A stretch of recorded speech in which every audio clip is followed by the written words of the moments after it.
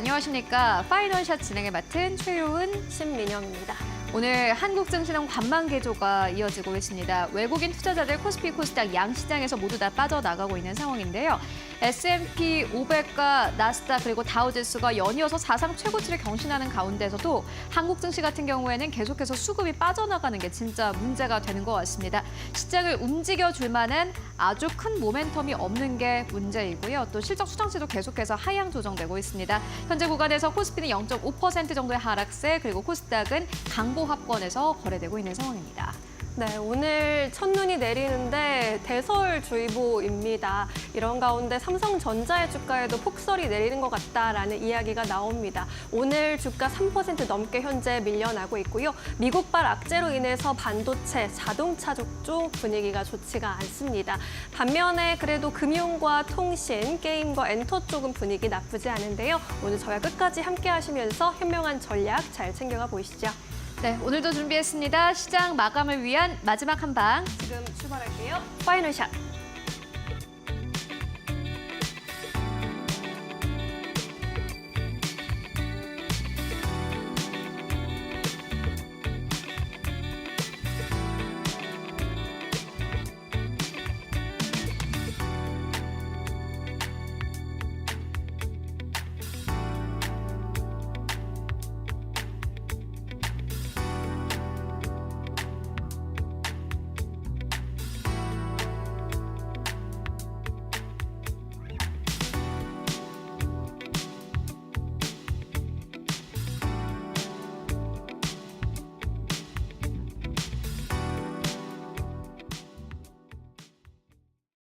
네, 오늘 코스피가 0.5%의 하락세를 나타내고 있는 것은 반도체가 문제가 되고 있기 때문입니다.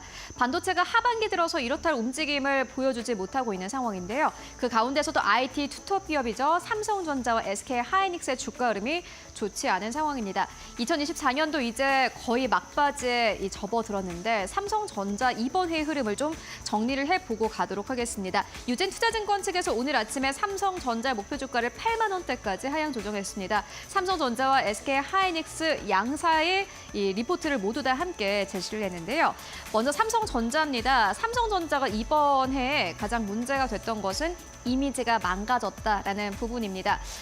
지금까지는 삼성전자가 그래도 장투할 수 있는 기업이다라는 그런 이미지가 있었습니다. 워낙 기술력이 탄탄하고 한국의 시가총액 1위 기업인 만큼 그만큼 경쟁력이 있는 기업이다라는 그러한 우리의 생각이 있었기 때문인데요. 그런데 엔비디아 쪽으로 HBM을 납품하지 못하면서 시장에서는 의심을 하기 시작을 했고 의문을 가지기 시작을 했습니다. 시가총액 1위 기업이고 그래도 대한민국에서 가장 잘 나가는 기업인데 삼성전자가 왜 HBM을 엔비디아에 납품하지 못하는 걸까 하는 의문을 가지기 시작했습니다. 그 부분에서 약간의 이미지 훼손이 일어났고요. 장기 성장성에 의문이 생겼다라는 유진 투자증권의 커멘트가 있었습니다.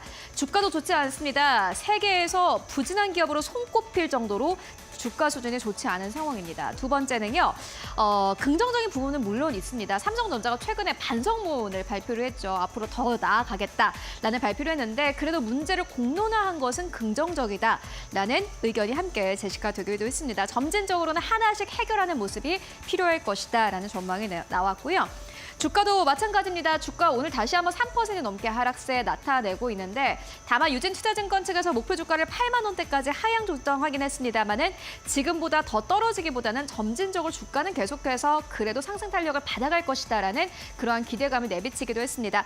다만 보시다시피 실적 자체는 좋지 않습니다. 2025년에 실적 추정치가 하향 조정됐습니다. 약 마이너스 4% 정도로 꺾인 상황이고요.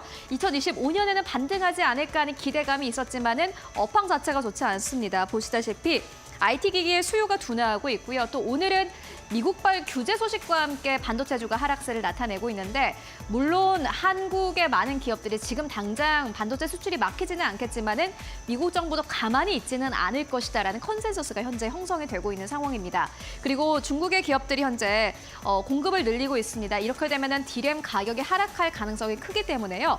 삼성전자는 보시다시피 문제도 많고 실적도 불안정한 상황입니다. 그렇다면 SK하이닉스 쪽은 어떨까요? 만나보도록 하겠습니다.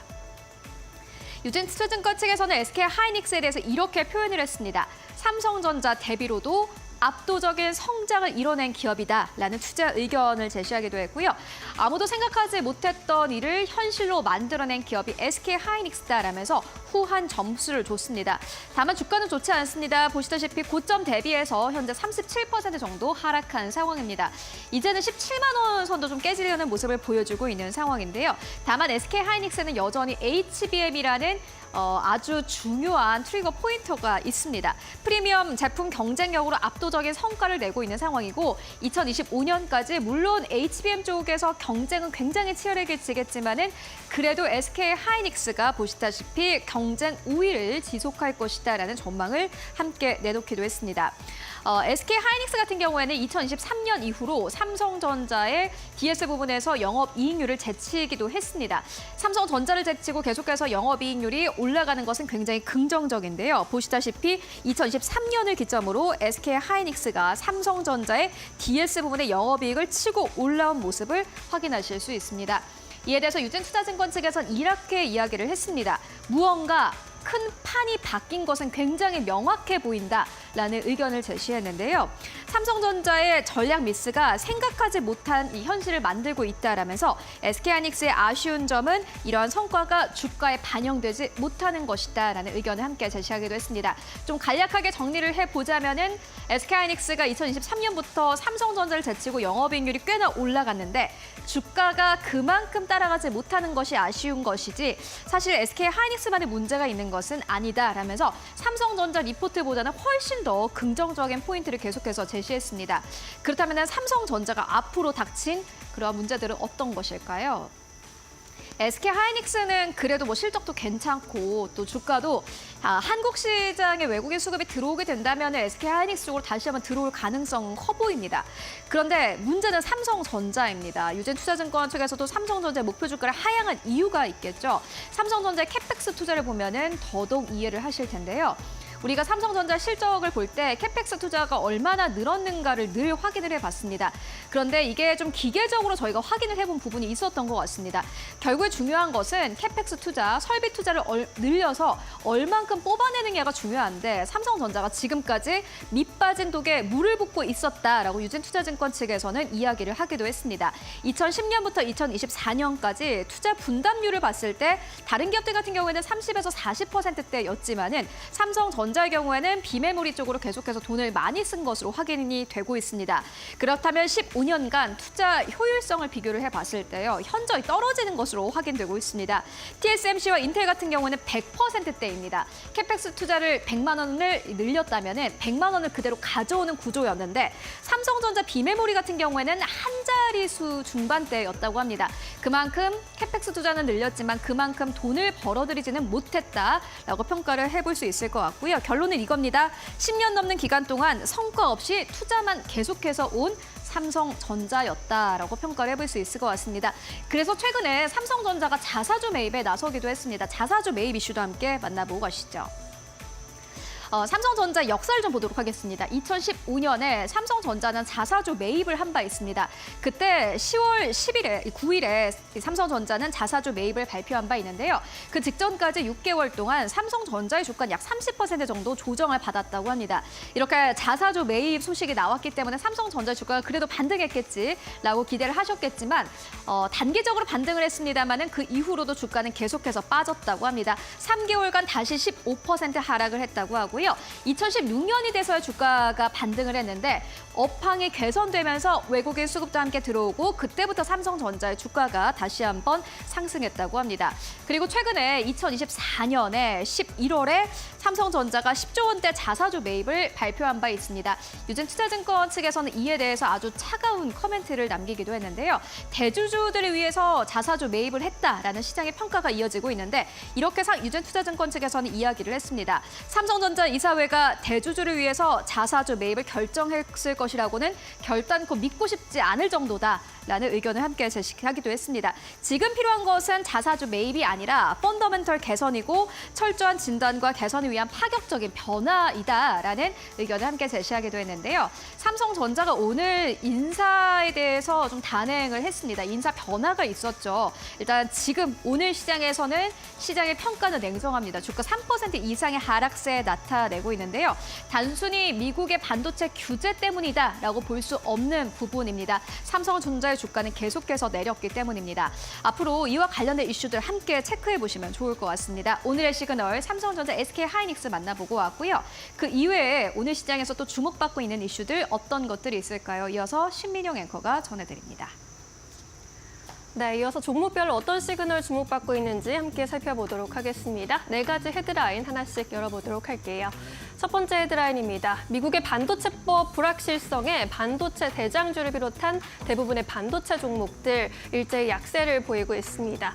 트럼프 2기 행정부가 삼성전자와 SK하이닉스 등 미국에 투자하는 반도체 기업에 보조금을 지급하는 미국의 반도체법을 강하게 비판하고 있기 때문이죠. 삼성전자는 오만전자의 늪을 벗어나지 못하고 있는 상황입니다. 트럼프 2기 행정부의 정부 효율부 공동수장으로 지명된 라마스 와미가 SNS에서 반도체법에 대해 매우 부적절하다라고 지적을 했고요. 트럼프 행정부가 바이든 행정부의 보조금 지급을 문제 삼아서 계약 취소와 환수 조치 등을 할 경우 그동안 반도체법으로 보조금을 예상해서 미국에 투자했던 우리 기업들의 큰 차질이 우려된다는 우려감 커지고 있습니다. 두 번째 헤드라인입니다. 네, 트럼프와 김정은의 회담 가능성이 커지면서 남북 경협주는 급등세를 펼치고 있습니다. 일부 종목들 상한가까지 올랐는데요. 최근 트럼프와 김정은 북한 국무위원장의 관계가 다시금 주목을 받습니다. 로이터 통신이 트럼프 당선인 팀이 김 위원장과 직접 소통하는 방안을 검토하고 있다고 보도를 했고요. 다만 아직 최종 결정이 내려진 것은 아니다라고 전했습니다. 트럼프 당선인은 집권 1기 때 총 3차례에 걸쳐서 김 위원장을 직접 만나면서 신문을 쌓아온 바 있죠. 하지만 2018년과 지금의 상황은 많이 다르기 때문에 양측 정상의 대화를 시작하는 것이 쉽지는 않을 것이다라는 전망도 함께 나오고 있습니다. 세 번째 헤드라인입니다. 네, 롯데그룹주는 오늘 동반 상승세입니다. 밸류업 계획을 발표했는데 이에 따라 주가에도 훈풍이 이어지고 있습니다. 롯데 지주 같은 경우에는 현금 배당과 자사주 소각 등을 통해 오는 2026년까지 주주 환원율 35% 이상을 지향한다고 밝혔고요. 롯데 칠성의 경우에도 오는 2028년 매출 5조 5천억 원, 2028년 자기자본이익률 ROE는 10에서 15%, 2028년 부채 비율은 100% 이하 등을 목표로 제시했습니다. 이에 따라 관련주들 일제히 강세 보입니다. 마지막 헤드라인입니다. 네, 현대차 증권의 경우 2천억 원 이상의 유상 증자 소식이 전해졌죠. 주가 52주 신저가까지 떨어졌습니다. 대규모 증자로 주주가치 희석이 불가피할 것으로 보입니다. 신규 상장 주식이 기존 상장 주식 수의 94%에 달하고 있기 때문이고요. 현재도 주가 12% 이상 급락세입니다. 현대차증권은 전날 시설자금 및 기타 자금, 채무 상환 자금 조달을 위해서 2천억 원 규모의 주주 배정 후 실권주 일반 공모 방식의 유상 증자를 결정했다고 공시했고요. 주당 발행가액이 6,640원이고 신주가 3,012만여 주가 새로 발행될 예정입니다. 이렇게 4가지 헤드라인 살펴보셨습니다. 네, 이번에는 전문가 전화 연결해서 조금 더 자세한 이야기 들어보겠습니다. 메리츠증권 강남금융센터로 가보겠습니다. 안녕하세요. 네, 안녕하세요. 네, 오늘 4가지 종목 뉴스 중에서 반도체 소식 꼽아주셨습니다. 반도체들 급락세가 좀 거센데요. 어떻게 보고 계실까요? 오늘은 일론 머스크가 아닌 일단은 미국 정부 효율성 부서의 또 다른 수장인 비벡 라마스와미의 입에서 나온 이슈로 시장의 변동성이 좀 확대되고 있다 이렇게 좀 말씀드리고 싶은데요. 라마스와미는 소셜 미디어인 X를 통해서 지난 러먼드 상무부 장관의 폴리티코 인터뷰를 거론하면서 그들이 정권 인수 전에 지출의 속도를 내는 것을 강하게 좀 비판하는 모습을 보였는데요. 다시 말씀드리면 반도체 지원금 지급에 속도를 내는 바이든 행정부를 비판한 것으로 보입니다. 러몬드 장관은 인터뷰에서 트럼프 당선인이 내년 1월 20일 취임하기 전에 기업에 약속한 반도체 지원금을 최대한 지급하려고 이야기를 하고 계속 있는데요. 반도체 법에 대해 잠깐 말씀 좀 드리면 미국 내 반도체 생산을 장려하기 위해서 공장 등 투자하는 기업에 보조금을 지원하는 법안인데 문제는 아직 지원 대상으로 선정된 삼성전자와 SK하이닉스 그룹 마이크론이 보조금을 받지 못했다는 것이고요. 이 영향으로 금일 삼성전자와 SK하이닉스를 비롯 반도체 관련 주식들의 하락세가 좀 심화되고 있는 모습인데요. 일단 트럼프 행정부가 바이든 행정부의 보조금 지급을 문제 삼아 계약을 취소하거나 환수 조치 등을 실행할 경우 IRA와 반도체법으로 지원을 받은 한국 업체들의 사업에 굉장한 차질 우려를 시장에서는 일정 부분 반영하고 있다고 좀 말씀드리고 싶습니다. 네, 알겠습니다. 오늘 시장에서 공략주로 보고 계신 종목 있으실까요? 오늘은 삼양식품이라는 종목을 좀 가져와 봤고요.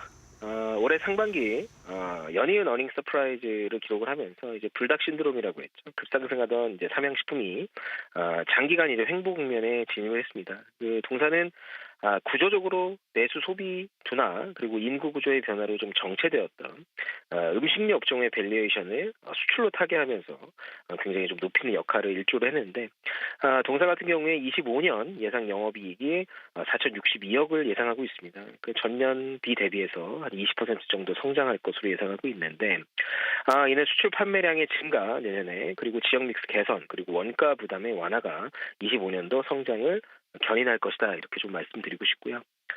시장에서는 상반기에 불닭이라는 브랜드 해자를 기반으로 미국 시장을 공략해 나가는 동사에 높은 밸류에이션을 주면서 주가가 이제 반응을 해줬는데 사실 동사는 24년부터 월마트, 코스트코 등 미국에서 메인스트림 유통 채널에 진출을 시작하면서 한 1년 넘게 미국 시장의 고성장 기반을 마련했었다 이렇게 말씀드리고 싶습니다. 최근에는 미국을 넘어서 유럽과 남미에서 확장 전략을 꾀하고 있는데 글로벌하게는 삼양식품의 확장 전략의 글로벌 초입 국면이다 이렇게 좀 생각하고 있고요. 동사에게 있어 가장 중요한 트리거는 25년 5월 말 완공되는 밀양 2공장 완공이라고 이렇게 말씀드리고 싶은데 이게 완공이 되면 생산 캐파가 40% 증가하는 만큼 시장에서는 매출단 증가와 함께 주가를 상방으로 좀 전환시킬 수 있는 재료가 될 수 있다고 판단하고 있습니다. 네, 삼양식품에 대한 이야기까지 들어봤습니다. 오늘도 자세한 설명 고맙습니다. 네, 감사합니다. 네, 지금까지 김경국 과장과 함께했습니다. 이번에는 외국인과 기관의 수급 살펴보도록 할게요. 최효은 앵커가 준비했습니다. 네, 먼저 외국인들의 코스피 안에서의 수급 만나보도록 하겠습니다. 외국인들이 이제 하드웨어 쪽에서 소프트웨어 쪽으로 매수세가 옮겨가는 것을 함께 확인하실 수 있는데요. 삼성전자를 오늘 시장에서 가장 많이 매도하고 있습니다. 두 번째로는 SK하이닉스 이름 올리고 있는데 반면에 오늘 외국인들은 네이버를 가장 많이 매수하고 있고요. 두 번째로는 SK텔레콤, 세 번째로는 KB금융, 네 번째로는 현대차, 다섯 번째로는 현대건설 이름 올리고 있습니다. 매도하는 기업들 살펴보시면 가장 첫 번째로 삼성전자, 두 번째로는 SK하이닉스, 세 번째로는 KT엔즈, 네 번째로는 HD 한국조선해양, 그리고 다섯 번째로는 고려아연 이름 올리고 있는 상황입니다. 특히나 최근 들어서 외국인들이 네이버를 줄매수하고 있는 흐름을 함께 확인하실 수 있습니다. 이어서 코스닥으로 옮겨가 보도록 하겠습니다. 네, 오늘 코스닥 안에서의 외국인 수급 같은 경우에는요. 이어서 넘어가 보도록 하겠습니다. 네, 오늘 외국인들이 네이버를 가장 많이 매수하고 있는 상황인데 어떤 이슈가 있을까요? 함께 만나보도록 하겠습니다. 네, 오늘 네이버 같은 경우에는 영업이익 성장률이 이번 해에 32.7%로 추정되고 있는 상황입니다. 실적과 업황이 이번 해에 모두 다 바닥을 찍고 이제 반등할 것이다라는 기대감 나오고 있는 상황이고요. 내년 실적 눈높이도 현재 좀 낮게 책정이 되어 있는 만큼 상향 조정될 가능성이 크다라는 의견 함께 나오고 있습니다. AI 기반의 광고와 커머스 부분의 성장세를 주목하자라는 의견 함께 나오고 있는데 오늘 시장 하락세 속에서도 네이버의 주가 꽤나 괜찮게 흘러가고 있습니다. 네이버 주가 함께 만나보시면요. 장중한 때는 4% 이상의 상승세를 나타내기도 했습니다. 현재 구간은 3.5% 20만 2천 원대에서 거래가 되고 있습니다. 이어서 코스닥 안에서의 수급 흐름 함께 만나보시죠. 네, 오늘 코스닥 안에서 외국인 투자자들은 삼성전자 향을 좀 매도하고 있네요. HPSP 가장 첫 번째로 현재 이름 올리고 있는 상황이고 두 번째로는 HK이노엔, 세 번째로는 루닛, 네 번째로는 EL셀, 다섯 번째로는 에코프로 이름 올리고 있습니다. 최근 몇 거래일 동안 강세를 나타냈던 루닛의 오늘 매도량이 좀 크게 잡히는 것이 특징이라고 할 수 있겠고요. 외국인 매수세 같은 경우에는 알테오젠 쪽으로 오늘 시장 가장 많이 들어오고 있습니다. 두 번째로는 JYP 엔터 이름 올리고 있습니다. JYP 엔터도 외국인과 기관의 연이은 줄매수 눈에 띄고요. 세 번째로는 삼천당제약, 네 번째로는 리가캠바이오, 다섯 번째로는 네이처셀 이름 올리고 있습니다. 이어서 기관 투자자들이 오늘 코스피 안에서 어떠한 기업을 사고 팔고 있을까요? 네, 오늘 기관과 외국인들의 마음은 같습니다. 삼성전자, SK하이닉스는 팔고 네이버는 삽니다. 보시다시피 SK하이닉스 오늘 시장에서 가장 많이 매도하고 있고요. 두 번째로는 삼성전자, 세 번째로는 기아, 네 번째로는 한화인더스트리얼, 다섯 번째로는 삼성전기 이름 올리고 있습니다. 기관 투자자들 같은 경우에는 오늘 시장에서도 네이버를 가장 많이 매수하고 있습니다. 어제 같은 시간에도 기관 투자자들은 코스피 안에서 네이버를 가장 많이 매수했는데 오늘도 마찬가지로 네이버를 가장 많이 매수하고 있고요. 두 번째로는 삼성중공업, 세 번째로는 KB금융, 네 번째로는 LG에너지솔루션, 다섯 번째로는 현대건설 이름 올리고 있습니다. 그렇다면 오늘 코스닥 안에서 기관 투자자들은 어떠한 기업을 사고 팔고 있을까요? 네, 먼저 매도하는 기업들부터 살펴보도록 하겠습니다. 5위권에는 파마리서치 이름 올리고 있고 4위권에는 테크윙, 3위권에는 이오테크닉스, 두 번째로는 실리콘투, 가장 첫 번째로는 HPSP 이름 올리고 있습니다. 오늘 기관과 외국인들이 모두 다 HPSP를 좀 크게 팔고 나가는 모습을 보여주고 있고요. 기관 투자자들은 소프트웨어 쪽으로 오늘 시장에서 매수세 강력하게 들어오고 있습니다. 한글과 컴퓨터 5위권, 4위권에는 루닛, 그리고 3위권으로는 솔트룩스 이름 올리고 있고요. 2위권에는 카페24 이름 올리고 있습니다. 2위권부터 5위권까지가 모두 다 AI 솔루션 쪽, AI 소프트웨어 쪽입니다. 그리고 가장 첫 번째로는 SM 눈에 띕니다. 최근에 엔터주가 강세 탄력을 받아가고 있는 상황인데요. SM 어떠한 이슈가 있을까요? 이어서 만나보도록 하겠습니다. 네, 영국의 보이그룹 디어 앨리스가 드디어 글로벌 데뷔를 했습니다. 특히나 디어 앨리스 같은 경우에는 영국의 BBC 다큐멘터리를 통해서 데뷔 과정이 공개가 됐기 때문에 특히나 큰 인기를 현재 끌고 있는 그러한 그룹인데요. 국내외로 탄탄한 IP를 만들어가고 있다라는 업계 평가가 나오고 있습니다. 이뿐만이 아니라 레드벨벳의 멤버죠. 아이린이 첫 번째 솔로 앨범을 발매했다라는 소식도 역시나 마찬가지로 SM에게는 긍정적인 포인트가 되고 있습니다. 주가는 어떻게 흘러가고 있을까요? 이어서 만나보도록 하겠습니다. 주가 오늘 하락장 속에서도 3% 이상의 강세 86,900원대까지 올라갔고요. 장중한 때는 87,000원대를 뚫어내기도 했습니다. 계속해서 SM은 외국인과 기관 수급 들어오고 있습니다. 엔터주들의 주가 함께 확인해 보시면 좋을 것 같습니다. 네, 지금까지 외국인 기관 수급 함께 만나보고 왔습니다. 네, 이번에는 우리 시장에서 주목받고 있는 특징주들 함께 점검해 보도록 하겠습니다. GC인포 박근호 이사 모셨습니다. 안녕하세요. 안녕하십니까. 네, 오늘도 세 가지 종목 점검해 보도록 하겠습니다. 첫 번째 종목 삼성전자 들어갈게요. 오늘 삼성전자 낙폭이 너무 거셉니다. 코스피 하락을 좀 주도하고 있고 오늘 사장단 인사를 발표하기도 했고요. 또 반도체법 관련 우려감까지 나타나고 있네요. 어떻게 보고 계실까요? 일단 시장에서 가장 싫어하는 게 무엇일까? 이제 종목도 마찬가지고 시장도 마찬가지고 사실 악재를 가장 싫어한다라고 생각하실 수도 있지만 가장 싫어하는 것은 불확실성이거든요. 불확실성. 이제 이게 만약에 뭐 미국에서 니네 이제 뭐 준다고 했는데 이제 보조금 안 줄 거야.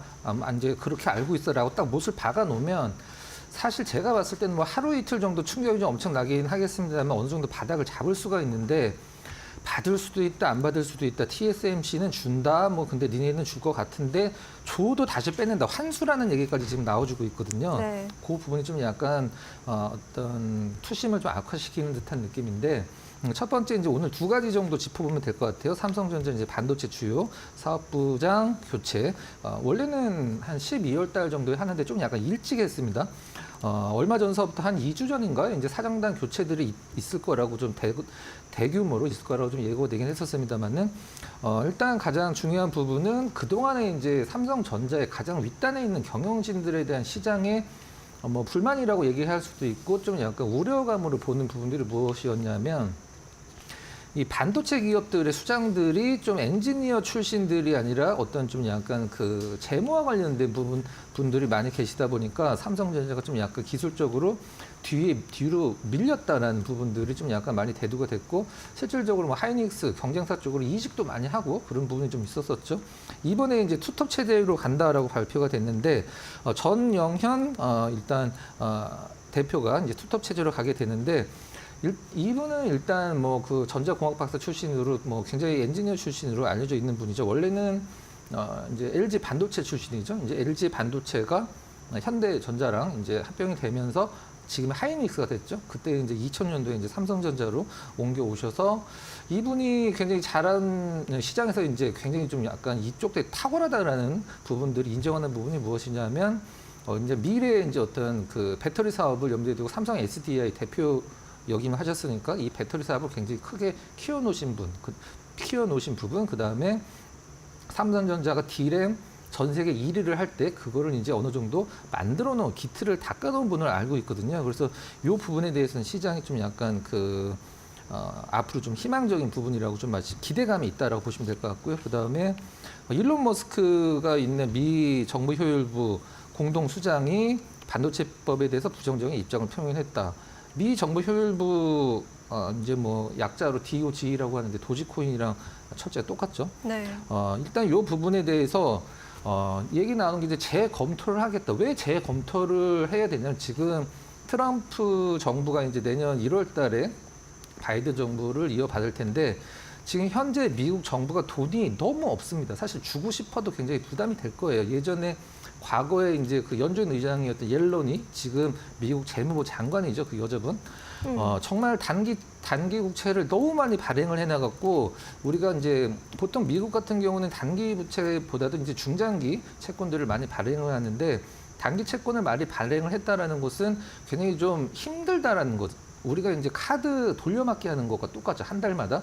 그 부분들을 이제 트럼프 정부가 이어받으면서 어떤 정부의 어떤 그 한도 문제가, 채권을 계속 발행하기 힘든 한도 문제도 있기 때문에, 이런 뭐 반도체 부분들에서 이제 사실 이건 어떻게 보면 미국 정부의 신뢰 문제도 될 수 있긴 하지만, 이런 것들까지 어겨가면서 굉장히 좀 약간 절약을 하려는 듯한 그런 부분들이 좀 약간 큰 것 같아요.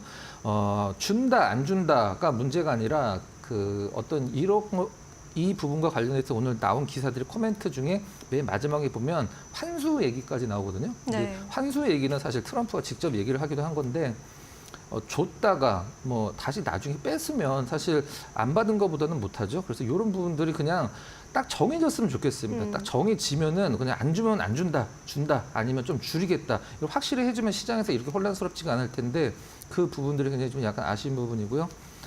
그 다음에 뭐 우리가 이제 주식을 살 때 사실 뭐 삼성전자뿐만이 아니라 어떤 주식이든지 마찬가지죠. 내가 어떤 주식을 살 때 혹은 갖고 있는데, 만약에 뭐 삼성전자를 갖고 있다고 쳤을 때 계속 내려가잖아요. 그러면은 이거 어디까지 내려가나, 그런 거에 대한 좀 고민보다도 이게 왜 올라가야 되지라는 것을 생각을 해야 될 때가 있는데, 지금 삼성전자를 바라보는 시선이 사실 메리트는 하나밖에 없는 것 같습니다. 고점에서 많이 밀렸다라는 점 빼고는 삼성전자를 이것 때문에 사야 된다라는 어떤 그런 메리트가 약간 존재하기 힘든 상황인 것 같아요. 엄밀히 얘기를 해서 지금 가격이 삼성전자가 한 분기당 막 15조 원, 17조 원씩 벌었을 때랑 역사적인 최고의 실적을 냈을 때랑 지금 가격이 같은 가격이거든요. 그러니까 실적 대비해서 주가가 어떤 주가의 수준을 논한다라고 하면 삼성전자는 지금 싼 가격이 아닙니다. 조금 더 떨어져도 사실 시장에서 실적이 안 좋기 때문에, 과거에 이 실적이었을 때 이 정도 가격이었는데 지금 이 정도 실적이면 그래도 뭐 잘 쳐주는 거 아니냐, 이런 평가가 사실 나올 수도 있는 상황입니다. 정리를 하면, 저는 삼성전자가 HBM 관련돼서 지금 뭐 퀄 테스트를 통과를 하니 많이 굉장히 얘기가 많은데, 저는 퀄 테스트를 통과를 해도 사실 하루 정도 반짝 상승하고 그 추 상승이 이제 삼성전자 하락을 어떤 V자 전환시키기 힘들다라고 생각하는 게 무엇이냐면, 네. 침투율이 중요한 거는 엔비디아의 침투율. 근데 지금 하이닉스 쪽에서 내년까지 지금 엔비디아 쪽 HBM 풀 부킹이 돼 있는 상황이기 때문에, 삼성전자가 과연 하이닉스 물량은 어느 정도 뺏어 오느냐가 관건인데, 제가 봤을 때는 엔비디아 쪽에서는 이제 하이닉스 쪽에 하나만 솔벤더를 주기보다는 무언가 이제 우리가 돌발 악재가 나올 수도 있으니까 염두에 두고 이제 삼성전자를 계속 이제 다독이는 것 같은데 저는 뭐 삼성전자가 HBM3E 관련돼서 엔비디아 퀄텀과를 하더라도 저는 그냥 단순 센티멘탈적으로 약간의 어떤 단기 상승을 불러올 수 있지만 삼성전자 전체 지금 시장에서 우려하는 시선을 보는 것을 돌리기는 좀 약간 힘들다고 보고 있습니다. 오늘 하이닉스가 또 많이 떨어진 이유가 첨단 반도체, 그다음에 범용 반도체 중에서 이건 좋은데 이거는 내년에 굉장히 안 좋을 거다라고 해서 아직은 이게 크니까 그 부분들이 이제 우려감을 주가로 나타내주고 있는 것 같은데 저는 뭐 그런 부분들이 다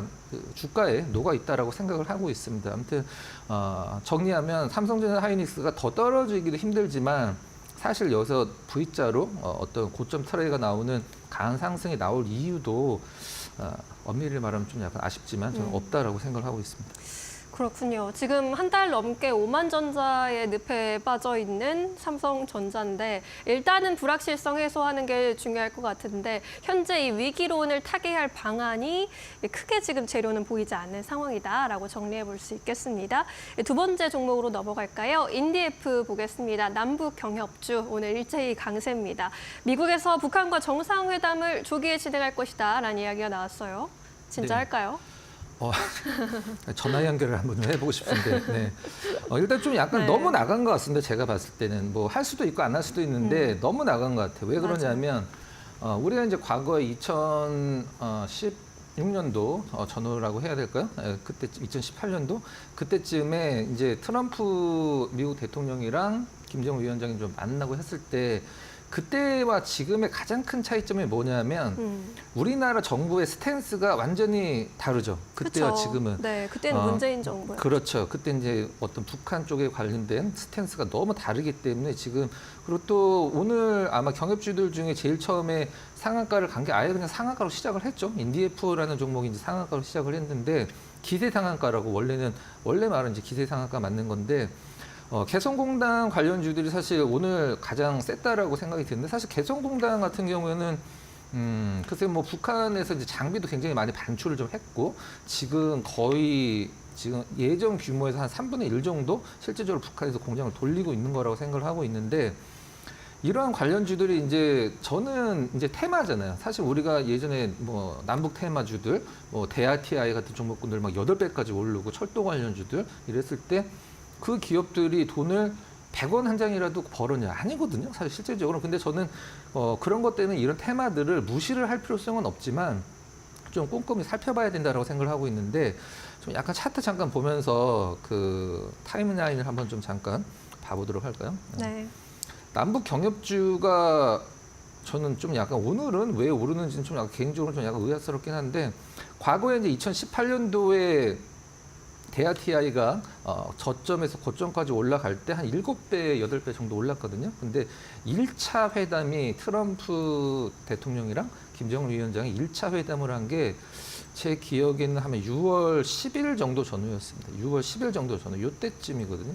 그러니까 이미 고점을 찍고 떨어지고 있을 때 이제 그 처음 이제 회담이 열렸고 그 다음에 이제 우리 문 대통령과 김 위원장이 평양에서 회담 뒤에 이제 연결까지 됐었죠. 근데 여기서 중요한 건 무엇이냐면 일단 뭐 대선주들도 마찬가지죠. 대선주들 마찬가지인데 투표일 전에 고점이 이미 찍히죠. 실질적으로는 누가 이제 당선이 될 가능성이 있냐 없냐를 떠나서 대선주들도 투표일 훨씬 몇 달 전에 고점이 이미 나옵니다. 근데 지금은 아직 뭐 너무 먼 훗날이고 만날지 안 만날지도 모르고 트럼프 대통령이 윤 대통령을 만나서 무슨 얘기를 할지도 모르고 또 만날지도 모르는 거죠. 근데 여기서 가장 중요한 게 무엇이냐면 기대감으로 7배까지 오르는데 저는 사실 이 테마가 생각보다 좀 파괴력이 좀 클 수도 있다고 생각을 하는데 테마주에서 가장 중요한 걸 알려드리도록 할게요.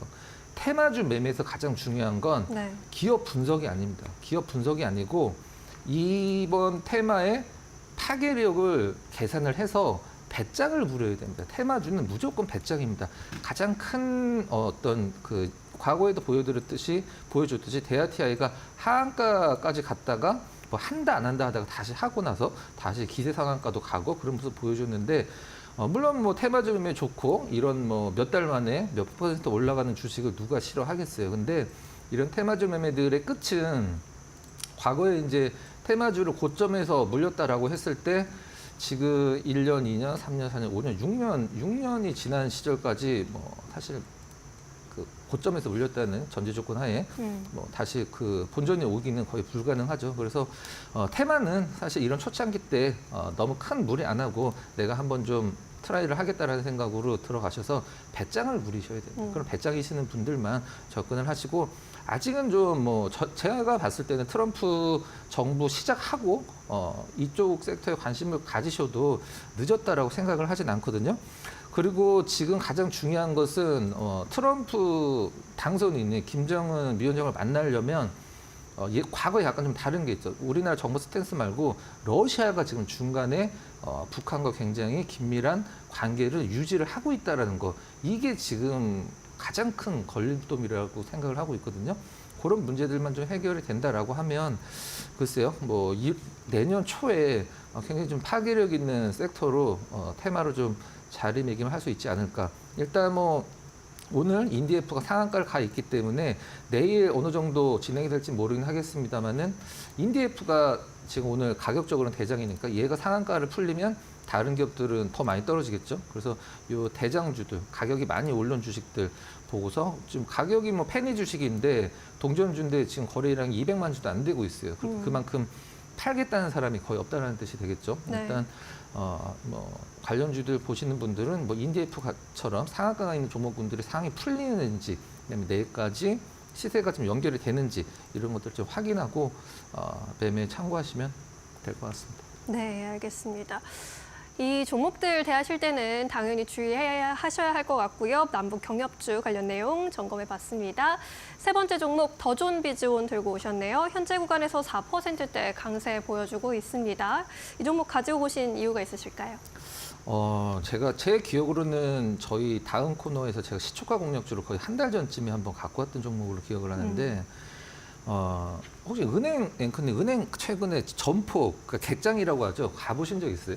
잘 안 가죠. 거의 안 가죠? 네, 이제 저도 인터넷 뱅킹을 하니까. 그렇죠. 가본 기억이 없는데 지금 일단 뭐 점포 그런 객장이라는 데 이제 가보면 사실 좀 약간 그 연세 많으신 분들 그다음에 정말 큰 돈 아파트를 담보로 뭐 대출을 받거나 뭐 그런 분들 그쵸. 외에는 사실 갈 일은 없죠. 실질적으로는. 근데 그래서 이제 은행들은 일단 이 나가는 돈 중에 인건비가 굉장히 많은 부분을 차지를 하고 있거든요. 왜 은행 다니시는 분들은 이제 결혼 시장에서 인기가 많은 이유가 이제 연봉이 좀 세죠, 평균적으로. 근데 이제 통계를 보면 그 2019년도 한 5년 전 정도 될 것 같은데 5년 전서부터 지금까지 우리나라 평균 시중은행들의 점포수를 봤을 때 한 20% 정도, 그러니까 한 5분의 1 정도 감소를 했다라고 그래요. 제가 봐도 은행 점포가 사실 찾기가 그렇게 뭐 과거처럼 쉽지는 않은데 우리가 보통 그 푸드코트처럼 푸드코트 가면은 한 장소에 뭐 이것도 팔고 뭐 이것도 팔고 그런 장소가 있잖아요. 그래서 지금 은행들이 이제 연합을 해서 한 점포에 여러 개의 은행들을 같이 공유를 하는 것도 지금 논의를 하고 있는데 이런 이제 시중은행들이 그 줄어들면서 시중은행 점포가 줄어들면서 하나 시장에서 좀 약간 부각되는 게 뭐냐면 당연히 뭐 인터넷 은행이겠죠. 물론 지금 현재 시중은행들도 인터넷 뱅킹에 굉장히 많이 공을 들이고 있긴 합니다만은 이제 우리나라 지금 현재 인터넷 은행 3개 있죠. 카카오, 토스, K뱅크 3개 있는데 제4 인터넷 은행이 이제 내년에 어느 정도 이제 윤곽이 좀 잡힐 걸로 좀 기대가 되고 있는데 그 중에서 가장 조금 뭐 대부분 컨소시엄으로 인터넷 은행 4은행을 지금 트라이를 하고 있는데 그 중에서 가장 좀 가시권에 들어와 있는 게 이 더존비즈온이죠.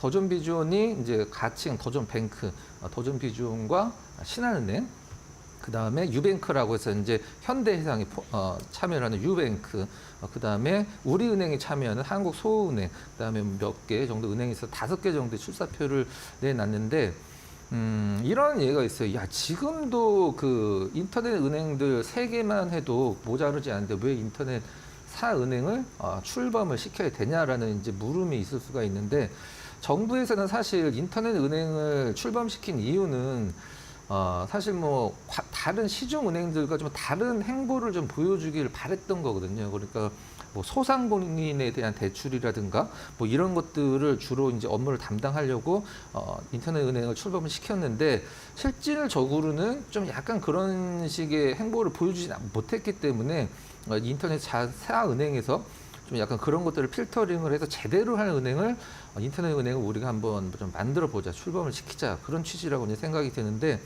아무튼 더존 비주얼이 시장 대비해서 지난달 말 정도에 저점 잡고 굉장히 좀 강력한 모습을 보여주고 있는데, 저는 이제 이 인터넷 사은행은 이제 플러스 옵션이라고 생각을 하고 있습니다. 네. 옵션이 뭐냐면 돼도 되고 안 돼도 돼요. 근데 지금 더존 비주얼이 올라가고 있는 이유는 인터넷 은행 때문일 수도 있지만, 제가 가장 좋은 포인트로 삼았던 어음 할인과 관련된 매출 채권 팩토링, 이게 우리나라에서만 400조 규모이기 때문에 굉장히 큰 시장이고 금융사들이 앞다퉈서 하려고 있는 거죠. 그래서 제가 만약에 도전 비전 갖고 있다라고 하면 전략을 그냥 뭐 추천하는 시간은 아니지만 네. 전략을 말씀드리면, 과거의 고점이 지금 매출채권 팩토링 때문에 올랐던 고점이거든요.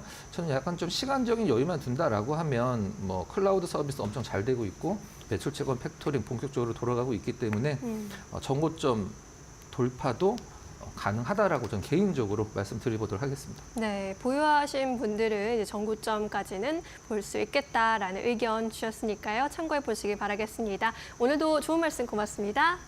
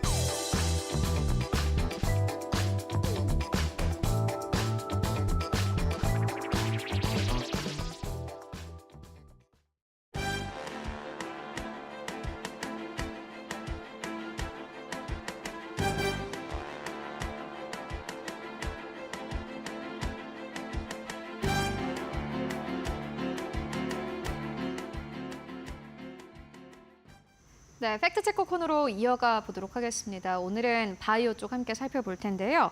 오늘은 이데일리 바이오 플랫폼 센터의 김진수 기자 모시고 이야기 나눠보도록 하겠습니다. 안녕하십니까? 안녕하세요. 네, 최근에 알테오젠이 또 특허 분쟁 이슈가 있었습니다.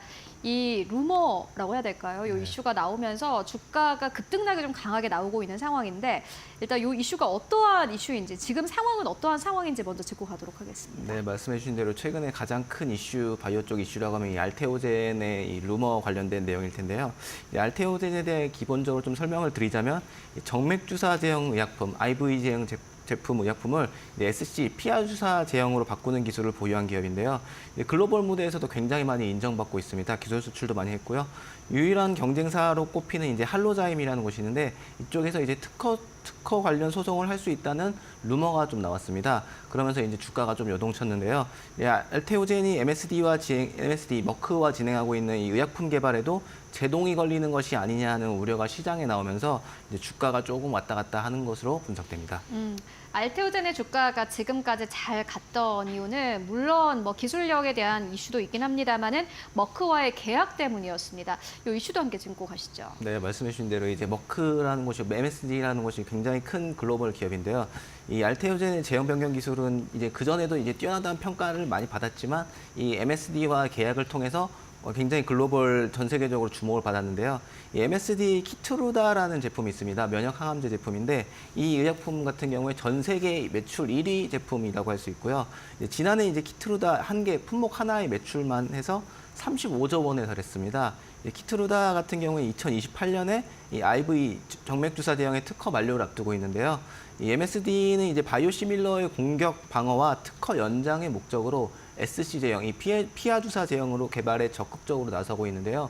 바로 여기서 이제 알테오제엔이 등장합니다.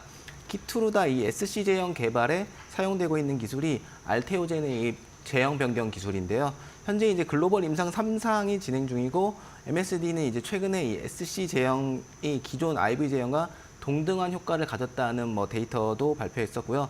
예정된 일정대로 이제 품목 허가 절차가 이뤄진다는 가정을 했을 때 2025년이나 2026년쯤에는 출시가 예상되는 상황입니다. 일단은 알테오젠 같은 경우에는 최근에 여러 가지 특허와 관련해서 이렇게 좀 이슈가 있고 노이즈가 있는 상황입니다. 이어서는 좀 기술을 좀 살펴보고 갈 텐데 정맥 주사를 피하 주사로 바꾸는 기술에 대해서 이게 어떻게 조금 진행이 되는 건지 먼저 들어보고 가도록 하겠습니다. 네, 일단 주사가 이제 조금 주사 방식을 좀 여러 개 나눠보자면 이제 정맥 주사, 그다음 근육 주사, 피하 주사, 피내 주사 이 정도 4가지 정도로 나눠집니다. 이제 말씀드리는 정맥 주사는 말 그대로 이제 정맥에다가 투여하는 주사를 말하고요. 이 근육 주사 같은 경우도 주로 엉덩이도 맞는데 이 근육 쪽에 맞는 주사를 말하고 이 피내 주사 같은 경우는 진피층 밑에 이제 주사를 깊게 꽂아서 하는 걸 말하고요. 피하 주사 같은 경우는 이제 얇은 피부, 가까운 피부 쪽에서 이제 피하 주사를 투여해서 하는 방식인데요. 이 피하 주사 같은 경우에는 굉장히 이제 본인이 스스로도 투여가 가능하다는 그런 편의성도 높기 때문에 편의성이 높고 이 정맥 주사 같은 건 아무래도 좀 피는 전문적인 것들이 필요하기 때문에 좀 어려운데 피하 주사는 좀 쉽다는 측면에서 굉장히 많이 선호되는 이제 형태이긴 하고요. 이제 다시 좀 설명을 드리자면 알테오젠의 이 인간 히알루로니다제 방식 같은 경우에는 효소의 고유한 작용 기작을 유지하면서 이제 단백질 구조의 유연성과 안정성을 향상시키는 기술을 바탕으로 합니다. 이제 히알루론산을 가수분해해서 정맥 주사에서 피하 주사하는 방식으로 반환하는 것이고요.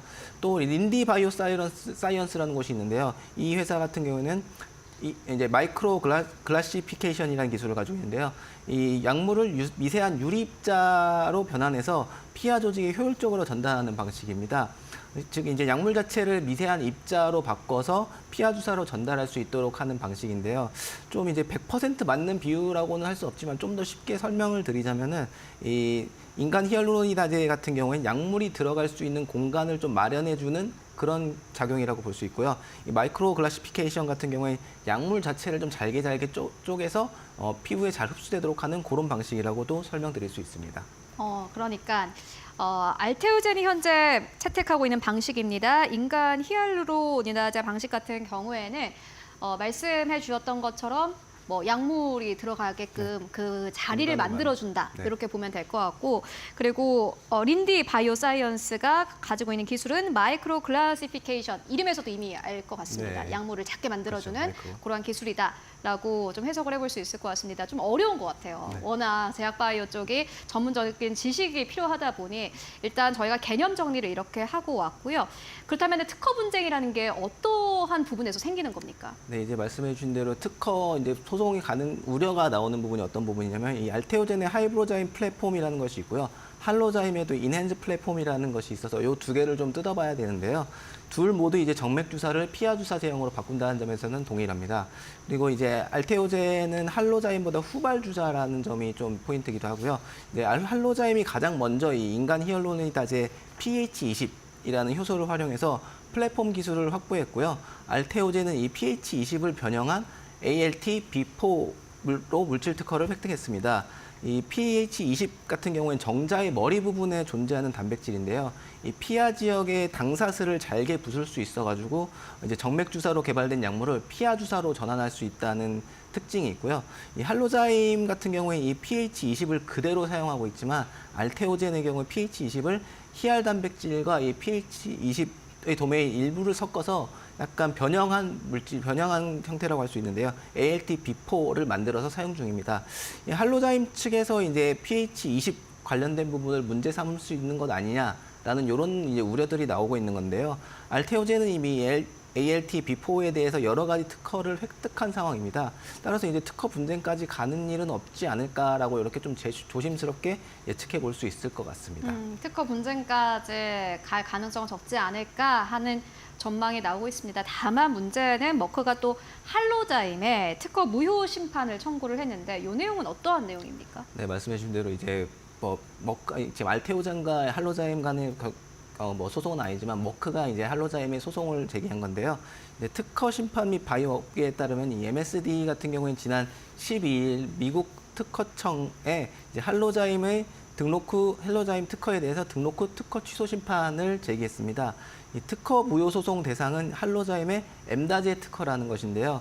이 해당 특허 같은 경우에 할로자임이 특허 만료 기간을 늘리기 위해서 최근 추가로 등록한 특허라고 할 수 있습니다. 좀 더 설명을 드리자면 이제 MSD 소송 대상인 이 엠다제 같은 경우에는 할로자임이 세계 최초로 개발한 이제 그 기술, 이 히알루로니다제 기술을 여러 분야에 응용하기 위해서 만든 포괄적 특허입니다.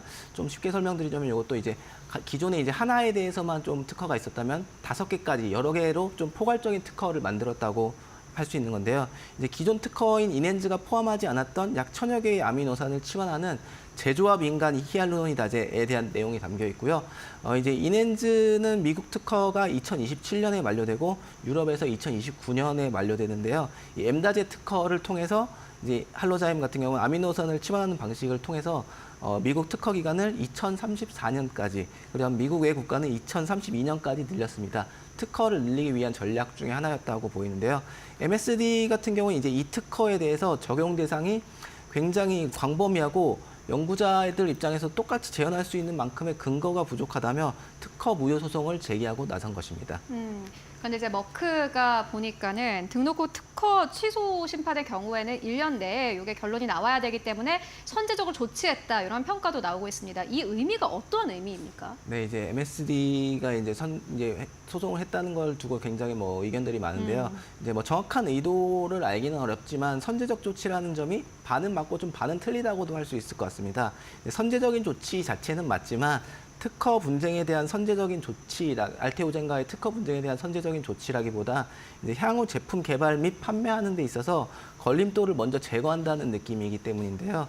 이제 구체적으로 살펴보면 이제 할로자임의 이넨즈 기술 같은 경우 아까 말씀드린 대로 pH20, 그 야생형 즉 자연에 존재하는 생물종 그 자체를 가져와서 이제 이 히알루로니다제 권리만 보호받게 되는 특허이고요. 이번 소송의 대상인 이제 할로자임의 엠다제 같은 경우에는 이 pH20의 변이체 등에 대한 관련된 특허이기 때문에 좀 문제가 되고 있는 것입니다. MSD의 이의 제기는 이 엠다제 특허가 알테오젠의 특허 범위를 침해한다는 주장인데요.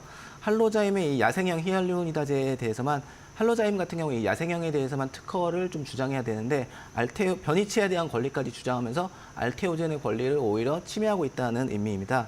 실제로 이제 이 히알루로니다제 변이체에 대한 물질과 제조 방법 특허는 알테오젠이 소유 중이므로 이제 할로자임이 이 제조 방법에 대해서 알테오젠의 권리를 침해했다라고도 볼 수 있습니다. 이에 이제 MSD 입장에서는 키트로다 SC 제형 개발 및 판매를 위해서 본격적인 움직임을 나선 것이 아니냐 이런 식으로도 해석이 가능할 것 같습니다. 앞으로 그렇다면 네, 소송이 어떻게 진행될지 궁금한데요. 향후 전망은 어떻게 보십니까? 네, 이제 증권업계나 이런 분석들에 따르면 이제 MSD 소송으로 할로자임이 변이체 특허 범위를 포기하는 쪽으로 합의할 수도 있지 않을까라는 이런 전망들도 나오고 있습니다. 할로자임 같은 경우에 이번 변이체 권리를 포기하더라도 기존의 이넨즈라는 특허가 있기 때문에 그동안 맺었던 계약과 관련해서 큰 문제가 없기 때문이기도 하고요. 또 이제 할로자임이 특허 무효 심판에서 승소했다는 가정을 했을 때는 알테오젠이 변이체에 대한 권리를 확보하고 있기 때문에 이 부분도 이미 이제 키트로다 SC 제품을 개발하는 데는 큰 문제가 되지 않아서 딱히 알테오젠의 가치가 하락하거나 그러지는 않고 가치가 계속 이어질 것으로 전망되고 있습니다. 네, 알테오젠 노이즈는 있습니다만은 향후 앞으로 가치가 계속해서 유지될 전망이다라는 이야기 듣고 왔고요. 이어서 두 번째로는 유한양행 짚고 가도록 하겠습니다. 렉나자가 미국 FDA로부터 승인을 받은 이후로 또 이제 앞으로 글로벌 시장으로 그 무대를 확장한다라는 이런 이야기도 있는데 어떠한 내용입니까? 유한양행 하면 역시 기술 수출했던 비소세포 폐암 치료제 렉나자 이야기가 가장 중심이 되는데요. 미국에 이어서 이제 유럽, 중국, 일본으로 글로벌 무대를 점차 확장할 예정이어서 굉장히 기대가 큽니다. 그다음에 유럽과 중국 시장이 이제 합쳐서 미국 시장을 능가할 것이라는 전망들이 나오면서 이제 렉나자가 글로벌 블록버스터 의약품으로 성장하는데 큰 역할을 할 수 있을 것으로 기대됩니다. 네, 그렇다면 이제 유럽에서는 언제 승인이 될지 그리고 중국과 일본 쪽은 또 어떨지 궁금하거든요. 네, 이 업계에 따르면 이제 의약품청 산하 이제 약물 사용 자문 위원회가 있는데요. 최근 진행된 이제 회의에서 성인의 이제 비소세포 폐암 치료 환자 대상으로 해서 렉나자와 얀센의 리브리반트 병용요법, 미국과 같은 방식인데요. 미국 허가받은 것과 이것을 이제 1차 치료제로 승인하도록 권고를 했습니다. 이 유럽 집행위원회의 최종 허가 여부는 권고 이후 이제 2~3개월 내내 결정될 것으로 보여지는데요. 이 약물 사용 자문위원회 승인 권고 같은 경우에 집행위원회 승인에 결정적인 영향을 주기 때문에 허가 가능성이 굉장히 높은 것으로 보여지고요. 또 올해 4월에는 이제 중국과 일본에서도 렉나자 품목 허가 신청이 이뤄진 상태로 검토가 이뤄지고 있는 만큼 내년쯤에는 좀 품목 허가가 이뤄지지 않을까 이런 식으로 전망되고 있습니다. 그렇다면 이제 중국과 일본 쪽에서 앞으로 어느 정도 숫자가 나올지도 궁금한데 매출이라든지 이런 부분들 어떻게 보고 계십니까? 네, 이제 유럽 메리츠증권 분석에 따르면 이제 렉나자 미국 시장 매출 같은 경우에 2025년에 약 4,300억 원, 2026년에 약 1조 1,500억 원 정도로 예상되고 있는데요. 같은 기간 이제 미국 외 지역인 유럽, 중국, 일본에서의 렉나자 예상 매출이 약 4,100억 원, 그다음에 약 1조 800억 원을 기록할 것으로 추정됩니다. 특히 이제 아까 앞서 말씀드렸던 것처럼 2027년에는 유럽과 중국, 일본의 매출이 약 2조 원을 돌파하면서 미국 매출 1조 8천억 원을 앞지를 수도 있을 것이라는 전망들이 나오고 있습니다. 그래서 이제 유럽과 중국, 일본에서 품목 허가가 더욱 중요하게 여겨지는 이유라고 할 수 있습니다. 품목 허가를 하게 돼서 미국뿐만이 아니라 유럽 쪽 그리고 아시아 시장으로 확대가 좀 기대가 되고 있는 상황입니다. 그렇다면 전체 글로벌 시장에서 유한양액 확보할 수 있는 매출은 어느 정도라고 보시고 계십니까? 네, 이제 유한양행 같은 경우 얀센의 기술 수출을 했기 때문에 마일스톤이나 로열티를 받게 되는데요. 이제 가장 먼저 이제 유럽과 중국, 일본에서 허가가 나면 추가로 1,700억 원 가량의 마일스톤을 확보할 수 있고요. 이제 판매 로열티 같은 경우는 판매되는 만큼 받는 거기 때문에 이 마일스톤과 별개라고 할 수 있는데요. 이제 이 중 이제 보통 이제 일반적으로 로열티 받는 것이 10%, 15% 정도로 있기 때문에 중간값이 한 13% 정도로 계산했을 때 이제 유한양행이 확보할 수 있는 금액이 내년에는 1,100억 원, 그다음에 2026년에는 2,900억 원, 2027년엔 5천억 원 이상이 되는데요. 아직까지 이제 전망치이긴 하지만 약 5년 뒤인 2030년 정도에는 유한양행이 확보할 수 있는 판매 로열티가 8천억 원에 육박할 것이라는 전망들이 나오고 있습니다. 향후 로열티만 했을 때 1조 원 가까이 받게 되는 셈인데요. 그래서 이제 유한양행의 지속 성장이 기대되지 않나 이런 식으로 전망됩니다. 네, 알겠습니다. 유한양행까지 함께 짚고 왔습니다. 지금까지 김진수 기자와 함께 이야기 나눠봤습니다. 말씀 고맙습니다. 감사합니다.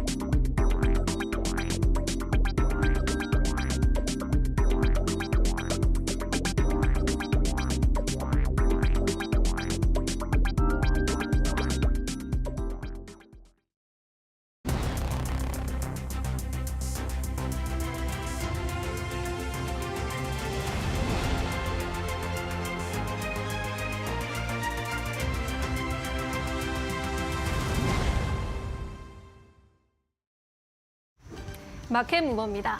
미국에서 다시 한번 북한과 정상회담을 개최할 것이다라는 관측이 나옵니다. 앞서 역사적인 정상회담을 진행하면서 브로맨스라는 표현까지 얻어갔던 꽤나 친밀했던 두 정상이기 때문에 일각에서는 다시 한번 기대감을 가져가는 모양새입니다.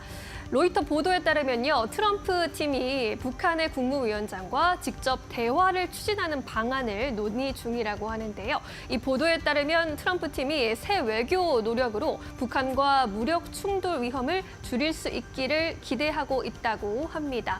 또한 트럼프 전 대통령이 대북 협상가인 알렉스 웡을 백악관의 수석 국가안보부 보좌관으로 선정한 점 역시 정상회담 재개에 신호탄을 쏜 것 아니냐라는 그런 해석이 나오고 있는 상황인데요.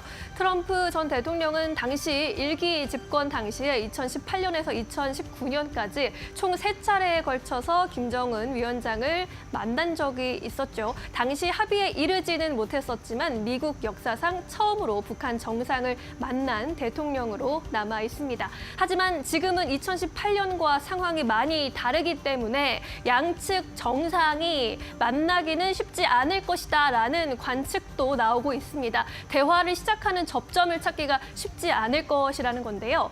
북한의 핵이 고도화되고 있고 미사일도 고도화되고 있는 데다가 현재 고도화되고 있는 데다가 김 위원장 같은 경우에는 앞서 평양에서 있었던 연설에서 대미 협상이나 관계 복원에 부정적인 입장을 피력한 바 있습니다. 또 러시아와 밀착을 하고 있고 더욱 대담한 도발 행태를 보이고 있는 북한이기 때문에 앞서 있었던 회담과는 똑같지 않을 수 있다라는 건데요. 이러한 소식에 기대감이 또 높아지면서 관련주들로도 운기가 번지고 있습니다. 과거 개성공단 입주 경험을 가지고 있는 인디에프와 좋은 사람들, 신원의 주가 급등세를 연출했고요. 또 비료 지원 관련 남북 경협 수혜주인 조비도 주목을 받고 있습니다. 과거 금강산과 평양, 개성 관광을 담당했던 세일 여행사가 2대 주주로 있는 일신석재 역시 많은 관심을 받고 있고요. 남관투공과 아난티 같은 종목들 역시 함께 급등세를 연출하고 있는데요. 이러한 종목들 뉴스플로우에 따라서 크게 움직일 수 있는 만큼 테마주 투자에는 항상 유의하셔야 한다라는 점 꼭 기억해 보시길 바라겠습니다. 지금까지 마켓무버 함께 하셨습니다. 네, 이어서 오늘 시장에서 움직이고 있는 이슈들 그리고 종목들 함께 살펴보고 가도록 하겠습니다. 오늘도 두 분과 함께 해보도록 하겠습니다. 지시인포의 박수범 대표 그리고 이델리온의 박정식 파트너 모셨습니다. 안녕하십니까? 안녕하세요. 네, 오늘은 또 두 분과 어떠한 이야기를 해보면 좋을까요? 시장이 오늘도 좀 간반 기조가 이어지고 있는데 이럴 때 사실 시장을 잘 분석해야 할 듯합니다. 오늘 이슈 바로 공개해 보도록 하겠습니다. 네, 삼성전자가 2025년에 사장단 인사를 단행을 했습니다. 여러 가지 분석 나오고 있습니다. 호재일까, 악재일까 앞으로 두고 봐야 되겠지만은 두 분께 좀 이야기를 물어보도록 하겠습니다. 먼저 박수범 대표님, 호재일까, 악재일까요? 네, 아무래도 호재라고 저는 보고 있습니다. 호재다. 지금 나온 사장단 인사가 주가에 긍정적인 영향을 미칠 것이다. 이렇게 보셨고요. 박정식 파트너님께서는요. 네, 요거 이제 그 이슈를 좀 받을 때만 또 호재로 일단 생각은 했었는데 네. 원래 이제 삼성이 변화로 커지는 그런 회사 아닙니까? 그죠. 그죠? 그 상당히 이제 변화를 추구하는데 이번에 조금 바뀐 걸 보니까 그렇게 많이 또 사장단이 바뀌지가 않았어요. 그러니까 한마디로 변화가 조금 미미한 측면이 있는 것 같습니다. 부족했다. 그래도 이제 호재로서는 이제 이야기를 해드릴 건데 아무래도 조금 변화가 부족하지 않나라는 게 이제 개인적인 의견입니다. 호재가 맞는 거죠? 일단은 네, 호재로 일단은 보겠습니다. 알겠습니다. 네. 늘 박정식 파트너님 이 두 분의 성격이 좀 보여요. 이런 거 보면은 박수범 대표님은 한 길만 보고 한 길만 걷는 분인데 호재라고 보시는 이유가 있으실까요? 네, 일단 지금 이제 호재 아니면 악재를 선택하고는 이제 뭐라 해야 되나, 블랙 앤 화이트라 해야 되나요? 아무튼 저는 이제 호재를 선택하긴 했는데 문제는 지금 이런 부분들은 호재가 될 수는 있습니다. 물론 저는 장기적인 관점에서 말씀드리는 거예요. 단기적인 관점이 아니라 그래서 오늘 같이 삼성전자가 크게 또 조정을 받았지 않습니까? 조정받은 이유가 SK하이닉스도 오늘 조정이 좀 컸는데 조정받은 이유가 이런 인사와는 저는 상관이 없다라고 보고 있고요. 간밤에 트럼프의 좀 발언이 좀 영향을 좀 미쳤다라고 봅니다. 칩스법에 대해서 재검토하겠다라는 내용들이 좀 나왔던 부분들인데 이런 부분들이 투자 심리를 좀 악화시켰던 부분이었고 삼성전자의 주가 움직임에 그리고 SK하이닉스라든가 한미반도체라든가 ISC라든가 여러 장비 업체, 소재 업체들에게도 안 좋은 주가 움직임을 오늘 좀 보여주는 하루였다라고 좀 보여지고요. 그리고 트랜스포스 쪽에서 디램 관련해서 글로벌 디램 점유율을 좀 나온 내용들이 있었는데 그 부분에 있어서 역시나 1등은 삼성이었습니다. 삼성이었고 두 번째 SK 하이닉스였고 세 번째가 이제 마이크론인데 문제는 뭐냐면 2분기 대비해서 3분기가 전체적으로 보면 삼성전자 같은 경우에 매출이 8% 증가했고요. 그리고 하이닉스 같은 경우에는 13% 정도 증가했습니다. 마이크론 같은 경우에는 거의 30% 가까이 육박할 정도로 엄청난 성장성을 1분기 만에 보여줬는데 문제는 삼성전자가 점유율은 좀 떨어졌어요. 네, 점유율이 1% 정도 떨어졌고 그리고 SK 하이닉스 같은 경우에도 점유율이 큰 차이는 없지만 그래도 조금 톤 다운된 흐름들이었고 가장 좀 뭐라 해야 되나요? 생각보다 강하게 시장 점유율을 끌어올린 게 마이크론이었습니다. 마이크론이 2분기 때만 하더라도 19% 수준이었는데 이번에 나온 내용 보니까 22%로 좀 크게 킹덤 점프했다고 봐야죠. 3%가 분기에 3%나 급등할 정도면요. 이건 상당히 센세이션이라고 좀 봐야 되거든요. 그런 관점에서 보게 되면 일단 지금 현재 이런 부분들로 통해서 삼성전자나 SK 하이닉스가 하락폭이 좀 키운 원인 중에 하나라고 좀 보고 있습니다. 그렇기 때문에 지금은 인사에 대한 부분들은 분명 좋은 내용이지만 오늘 같이 주가가 조정을 크게 받은 건 그것과 상관없이 전체적인 반도체 시장의 매크로 흐름에 악재로 국내 기업들이 좀 작용했다라는 부분들에 있어서 단기적으로는 좀 조심할 필요는 있지만 그래도 중장기적인 관점에 있어서는 그래도 우리가 계속해서 관심 가져야 될 분야가 반도체다라고 말씀드리고 싶습니다. 인사에 대해서 여쭤봤는데 일단은 그 부분보다는 경쟁력을 봤을 때는 삼성전자, SK하이닉스 모두 괜찮다. 반도체는 계속해서 볼만한 섹터다라는 의견을 주셨고요. 박정식 파트너님께서는 어떻게 보고 계십니까? 네, 일단 이제 인사 단행이라는 이제 이슈 자체는 좀 긍정적으로 바라봅니다. 하지만 이번에 아무래도 인사가 한종희 DX 부문장과 경계현 DX 부문장 이 두 체제가 좀 그대로 DX 부문장 그대로 좀 유지가 되고 있는 그런 상황이기 때문에 좀 큰 변화는 없다라고 일단 보여지고 있고요. 아무래도 이제 이재용 회장이 이 삼성그룹의 경영권 승계 1심 그러니까 의혹 1심이 내년 1월경에 나올 수 있는 여력이 존재하기 때문에 파격적인 인사보다는 어떤 안정화 이런 쪽에 좀 방점을 두었다라고 지금 언론 보도가 나오고 있는 상황입니다. 그런데 지금 현재 교체가 된 게 이 고대역폭 HBM 메모리 쪽과 파운드리 사업부 수장이 일단 교체가 된 상황이기 때문에 아무래도 좀 큰 변화는 없다. 즉 안 좋은 사업부 쪽만 교체가 됐다 이렇게 보시면 될 것 같아요. 그래서 이슈적으로는 호재지만 변화적으로는 미미하다 이렇게 볼 수 있을 것 같고 그리고 아까도 이제 언급해 주셨다시피 삼성전자의 메모리 점유율 나쁘지 않은 것 같습니다. 그래서 아무래도 지속적으로 일단 긍정적으로 일단 삼성전자의 실적은 바라볼 수 있는 여력이 존재할 것 같고 또 엔비디아에서 이 삼성의 고대역폭 메모리를 8단과 12단을 빠르게 좀 검토하겠다라고 일단 언급을 했던 측면이 있죠. 그렇기 때문에 4분기부터는 이제 본격적으로 HBM 쪽에 이제 매출이 좀 확대가 될 수 있는 여력, 늦어도 내년 1분기 정도에는 급격하게 확대가 될 수 있는 여력이 존재하지 않을까 그렇게 생각을 합니다. 그래서 올해까지는 다소 조금 이제 실적이 좀 부진한 측면이 있을 수 있겠지만 내년부터는 다시금 실적도 턴 어라운드 될 수 있는 가능성도 있기 때문에 지금 현재의 조금 이 부진한 주가 흐름이 조금 더 한 12월 정도까지 이어질 수는 있겠지만 내년부터는 본격적인 반등력을 개인적으로는 기대하고 있습니다. 네, 알겠습니다. 삼성전자 인사 단행 관련된 이슈와 함께 만나보고 왔습니다. 다만 좀 이에 대한 분석은 약간 다른 듯합니다. 증권가에서는 파격적인 인사가 아니었다. 지금 삼성전자가 처한 현실이 굉장히 좀 무서운 그런 현실인데 그럼에도 불구하고 삼성전자가 내놓은 인사는 그닥이었다라는 평가도 나오고요. 또 반대로는 삼성전자가 어쨌든 간에 지금 이 현실을 자각하고 있고 인사를 단행했기 때문에 앞으로 변화가 있을 것이다. 이 두 가지 의견으로 좀 나뉘는 것 같습니다. 두 분의 의견은 어쨌든 간에 인사가 단행됐다라는 그 점 하나만으로 시장에는 호재가 되지 않을까 하는 의견 주셨는데요. 여러분들 삼성전자의 이 임원단과 관련된 인사가 앞으로 주가에는 어떠한 영향을 미칠지 함께 확인을 해보시면 좋을 것 같습니다.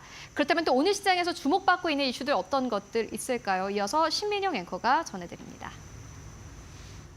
네, 마켓 무버입니다. 트럼프 미국 대통령 당선인이 집권 1기 때보다 한층 강화된 관세 폭탄을 예고했습니다. 이번에 SNS에 또 관세 관련된 글을 올리면서 다시 시작된 트럼프의 SNS 정치에 대한 관심을 또 불어일으키고 있는데요.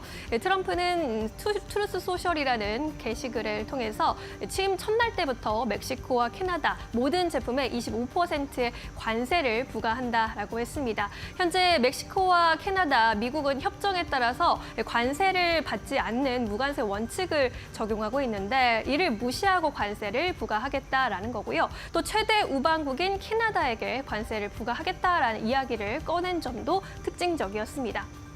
중국의 수입 제품에는 10%대로 추가적인 관세를 더 부과할 것이다라고 언급하기도 했습니다.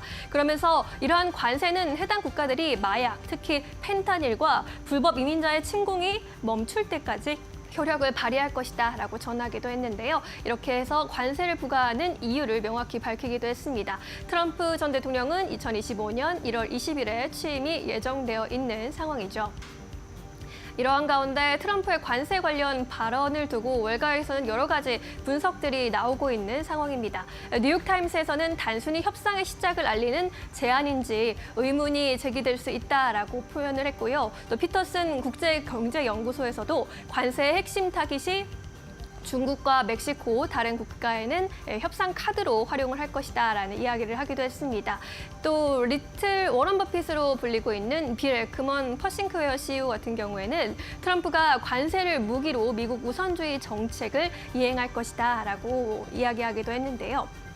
이러한 분석들의 키워드는 협상 그리고 협상 카드, 무기가 되겠습니다. 트럼프 일기 때처럼 말로만 거창하게 이야기하고 행동은 다를지 이번에는 행동도 공격적으로 보여줄지는 알 수 없지만 트럼프가 관세를 협상 카드로 활용할 것은 더욱더 분명해진 지점인데요. 우리 입장에서도 더 이상 손 놓고 볼 수만은 없는 상황이 더욱더 분명해졌습니다. 우리 기업들도 멕시코에 이제 공장을 건설하는 등 많이 진출해 있는 상황인데요. 삼성전자와 LG전자, 기아, 포스코, 현대트랜시스, 현대모비스, 현대위아까지 관련 기업으로 함께 엮이고 있는 상황입니다. 멕시코에서 또 사업을 하고 있는 미국의 자동차 기업들 같은 경우에도 간밤 이러한 소식에 주가에 타격을 입기도 했는데요. 이렇게 당분간은 트럼프의 입에 주시할 수밖에 없는 상황이 이어질 것으로 보입니다. 앞으로 트럼프 2기에서 인사들이 나올 여러 가지 발언과 우리 기업들의 주가가 연동되는 흐름은 잘 따라가 보셔야 할 것 같습니다. 지금까지 마켓무버 함께 하셨습니다. 네, 이어서 오늘 시장에서 움직이고 있는 기업들 함께 만나보도록 하겠습니다. 가장 첫 번째로는 박수원 대표님께서 CJ제일제당 가지고 오셨습니다. 오늘 CJ제일제당이 약보합에서 거래가 되고 있습니다. 보니까 이 기업은 기관의 수급이 좀 들어오는 게 특징이라고 할 수 있겠는데요. 기관이 연이어서 매수세를 나타내고 있는 상황이고 보니까는 7거래 연속 기관이 CJ제일제당 사들이고 있습니다. 박수원 대표님께서 CJ제일제당 가지고 오신 이유가 있으실까요? 네, 뭐 CJ제일제당 같은 경우는 뭐 그전에도 좀 가지고 나왔습니다만 뭐 지금 현재 시장 분위기를 보시면 아시겠지만 전체적으로 보면 경기 민감주들보다는 좀 경기 방어적인 성향을 좀 가지고 있고 필수 소비재 관련 종목들의 움직임이 오히려 좀 긍정적이다라고 좀 보여집니다. 아무튼 그런 흐름들인데 요즘 뭐 매크로 흐름을 좀 진단하기보다는 오히려 지금 현재 버튼업 방식의 이제 미시 쪽을 좀 많이 좀 우리가 좀 바라보고 있는 부분들인데 뭐 그 부분에 있어서 이제 먹거리 관련된 이제 CJ제일제당에 대한 기대감이 좀 높아질 수 있지 않나라고 좀 판단했고 그리고 또 콩기름 관련된 얘기가 있어요. 우리가 콩기름을 이용해서 식용유를 이용해서 뭐 튀김도 하고 뭐 우리가 뭐 여러 가지 사용하지 않습니까? 일상생활에도 그렇고 뭐 식당을 가도 그렇고 식용유를 많이 사용하는데 치킨도 이제 우리가 식용유로 튀기는데 그 부분이 한 달 만에 10월 달에 가격이 18리터 한 통에 17,000 정도였어요. 그런데 지금 현재 4주 좀 지난 지금 한 달 만에 52,000원까지 올라갔습니다. 무려 한 달 동안 205%나 급등을 했습니다. 그렇다면 콩 기름 관련되어서 지금 현재 식용유를 만드는 회사들 중에 가장 많은 판매를 하고 있는 회사가 CJ제일제당입니다. 그 다음에 뭐 대상이라든가 오뚜기라든가 이런 회사들인데 아무튼 CJ제일제당이 지금 그 부분을 통해 이런 이슈가 나왔을 때 오히려 주가가 단기간에 좀 반등 흐름을 좀 더 잘 만들어주지 않을까라고 좀 판단해서 좀 가져나온 부분이고요. 그리고 지금 현재 내재 가치 대비해서도 주가가 많이 조정받았어요. 차트를 좀 보도록 하겠습니다. 차트를 좀 보게 되면 올해 대략 한 6월 달에 고점을 찍고 난 이후에 계속 조정이었어요. 40만 원까지 올라갔던 주가가 지금 현재 보시면은 25만 원, 뭐 지금 현재 27만 원까지 움직임을 보여주고 있는데 추세가 이제는 하락에서 상승으로 전환하려는 움직임을 보여주고 있다라는 거죠. 이런 흐름들을 보여주고 있어서 충분히 이 정도의 위치라면 우리가 좀 대응해 볼 만하다. 그리고 거래량을 보더라도 평균 거래량이 지금 늘어나고 있다는 거예요. 항상 이제 추세가 하락에서 상승으로 전환될 때 가장 중요한 건요, 일봉의 모양이 아닙니다.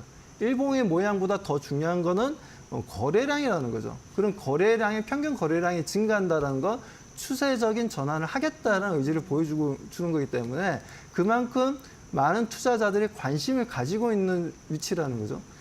그런 움직임에 있어서 이제 기술적으로는 전혀 문제가 없다라고 보고 있고, 그리고 기간 같은 경우에도 지금 현재 약 7일 동안 순매수를 이어가고 있고, 오늘도 오랜만에 외국인들이 매수가 들어왔습니다. 두 기간과 양매수가 이루어졌다는 부분들, 외국인과 함께 네.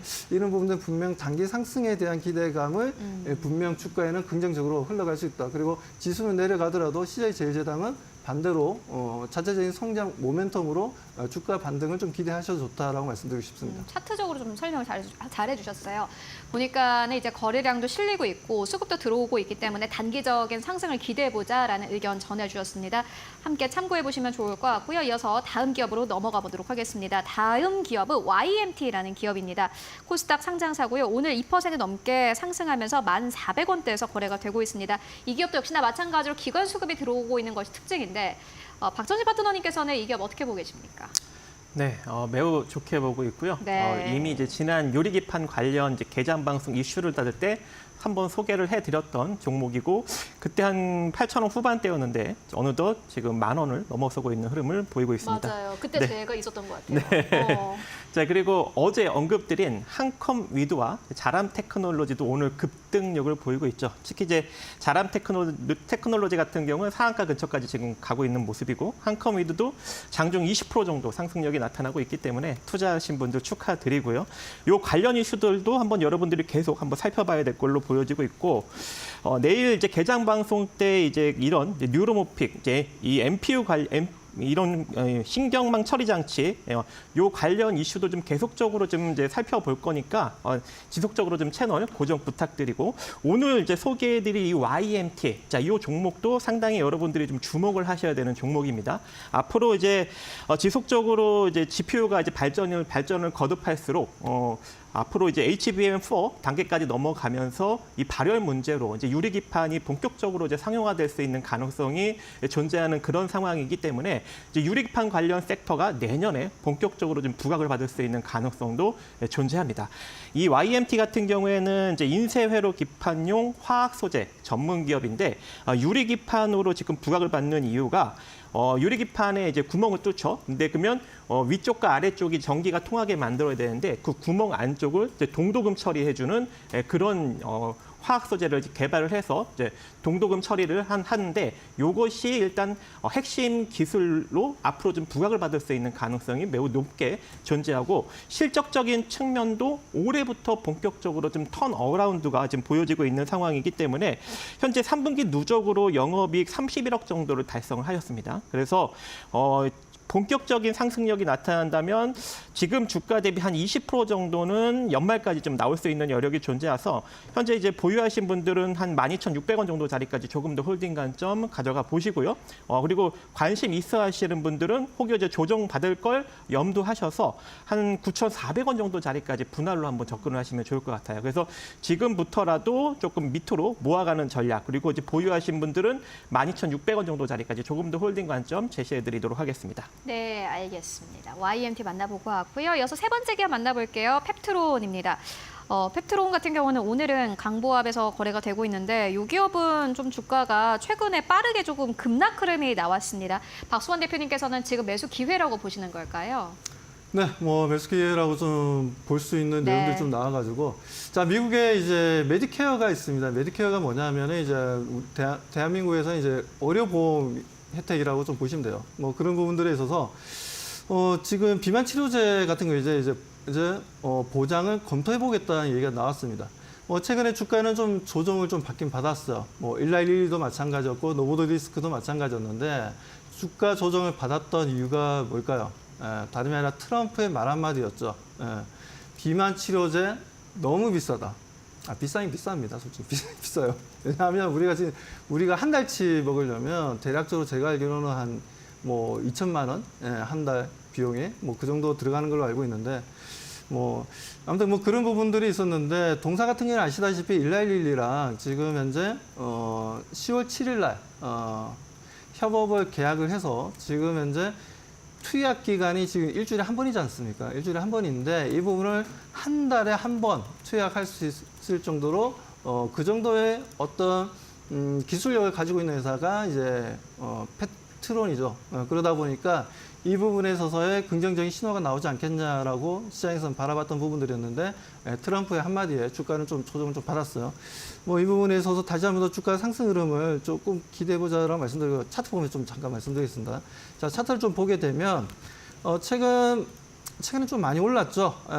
1112 때문에 많이 올랐다가 트럼프로 말 한마디로 인해서 주가 많이 좀 조정받았고, 자, 여기서 다시 한번 올라갈 수 있다는 건 1112도 간밤에 좀 상승했다는 부분들, 그런 부분들을 봤을 때는 분명 좀 긍정적이다라고 좀 말씀을 좀 드리고 싶습니다. 아무튼 뭐 많이 얘기 드리고 싶은데 다음 기회에 좀 더 집중해서 말씀을 좀 드리도록 하겠습니다. 시간이 없네요. 맞아요. 시간이 없습니다. 어쨌든 간에 뭐 요점은 잘 전달이 된 것 같습니다.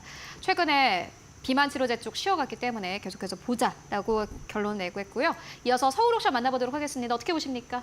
네, STO 관련주이고요. 일단 이 국민의힘과 더불어민주당이 동시에 현재 이제 STO 관련 법안을 이제 발의를 했죠. 그리고 또 이제 한동훈 대표가 28일 날 열리는 STO 포럼 조창 간담회에 이제 참석을 합니다. 그래서 STO 관련 이슈가 계속적으로 좀 불거질 필요성이 있기 때문에 그런 가능성이 있기 때문에 관심을 좀 가져야 될 것으로 보여지고 있고, 원래는 이제 핀 거를 제가 이제 지난 9월 달부터 계속적으로 언급을 드렸는데 많이 올라왔기 때문에 이제 서울 옥션이나 K 옥션 이제 미술품 경매 회사 쪽에 좀 집중을 해야 될 것 같습니다. 그래서 서울 옥션을 볼 건데요. 일단 주가가 최근에 조금 횡보 거치면서 지금 매수력이 좀 강력하게 유입이 되고 있는 측면이 있습니다. 그래서 지금 7,600원 이하로 여러분들이 모아가신다면 단기적인 급등력을 한번 노려볼 수 있을 것 같고, 여기서 단기적인 급등력이 나타난다면 최소한 9,500원 이상 시세 분출이 나올 것으로 보여지고 있기 때문에 지금부터 한번 잘 관심을 가져보시기 바라겠습니다. 알겠습니다. 서울옥션 만나보고 왔습니다. 지금까지 박수범 대표 그리고 박정식 파트너와 함께 이야기 나눠봤습니다. 말씀 고맙습니다.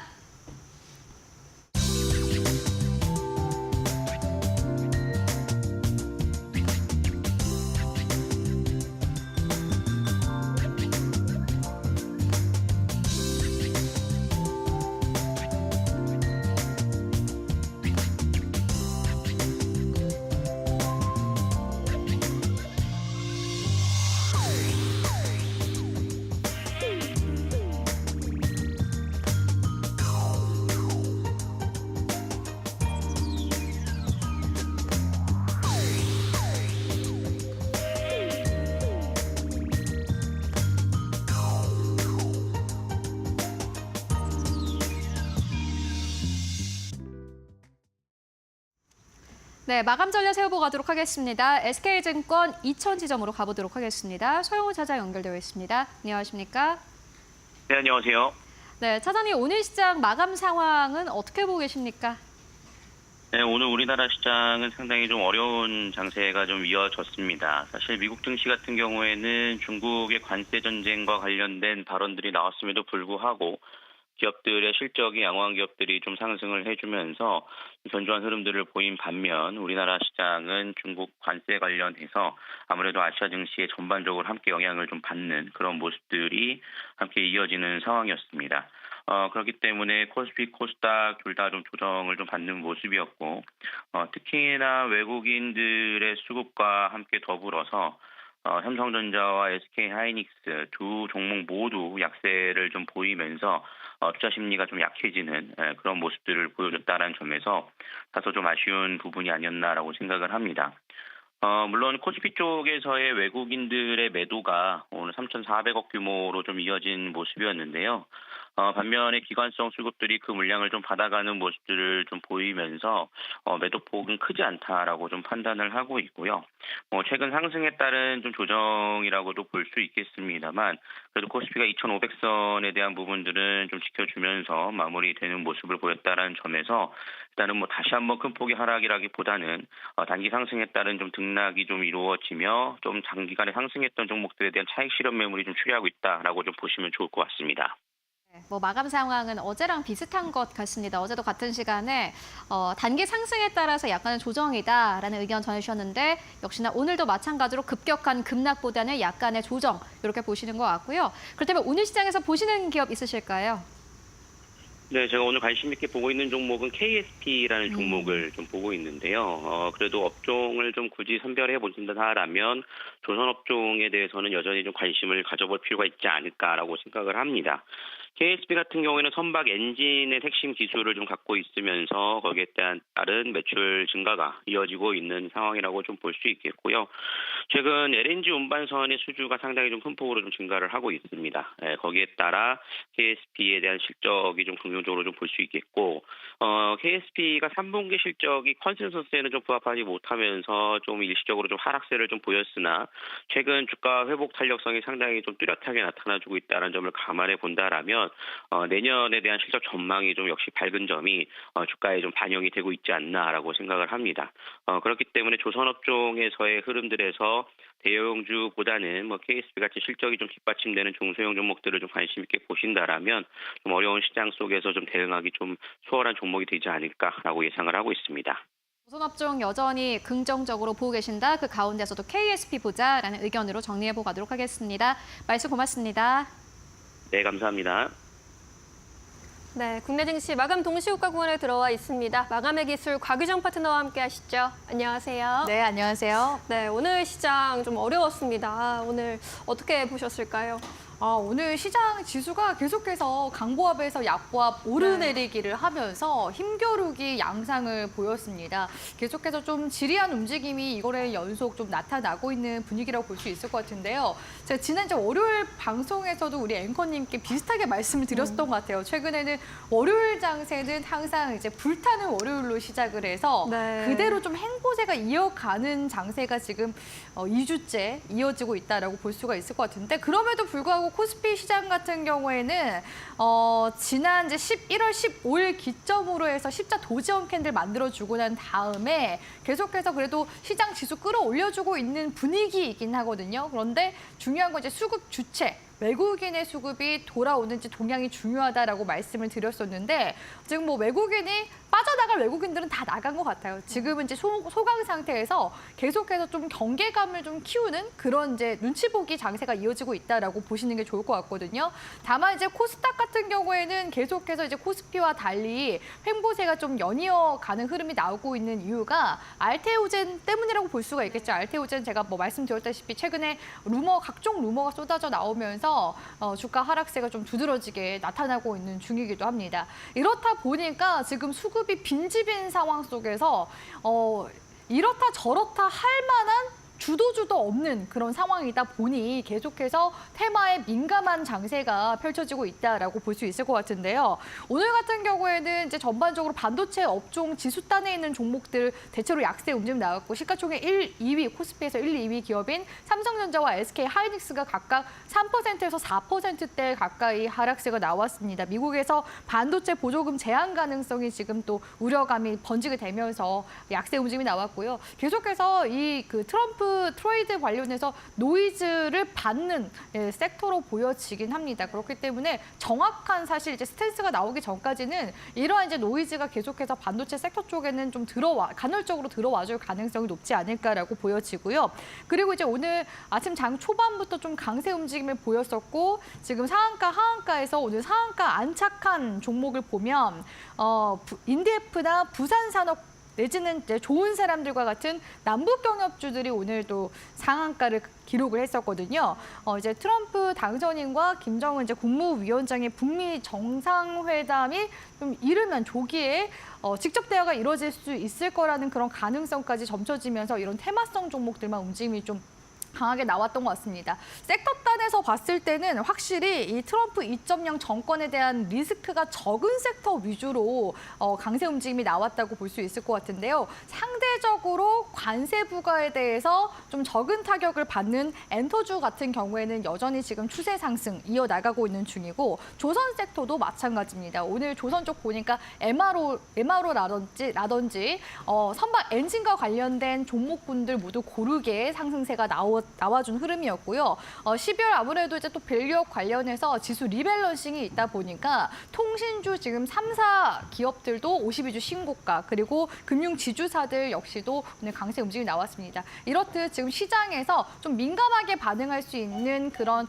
주도 섹터, 기존의 이제 주도 섹터였던 반도체나 전기차 이쪽 섹터들 같은 경우에는 좀 계속해서 좀 변동성이 나오는 편이고 반면에 이제 경기 방어주나 타격을 덜 받는 섹터로 지금 계속 수급이 가고 있는 모습 오늘장에서 관측이 됐다라고 해서 정리해드릴 수 있을 것 같습니다. 네, 오늘장에서 업종별로는 차별화되는 모습이 그래도 뚜렷하게 나타났던 것 같습니다. 삼성전자, SK하이닉스는 동반 약세 폭이 좀 깊게 나타나고요. 코스피의 경우에는 현재 구간 0.6%대 약세 나타나고 있습니다. 2,500선 턱걸이선에서 마감 기다리고 있고요. 코스닥도 약 보합권인 690선에서 마감 기다리고 있습니다. 코스피의 경우 오늘 외국인들이 매도 주체로 나서면서 3천억 원 이상의 매도 우위 보였고요. 반면 기관이 2천억 원 이상 담아냈습니다. 코스닥의 경우에는 오늘 개인이 팔아치웠고요. 기관의 경우에는 440억 원의 매수 우위 기록했습니다. 우리 시장 마감합니다.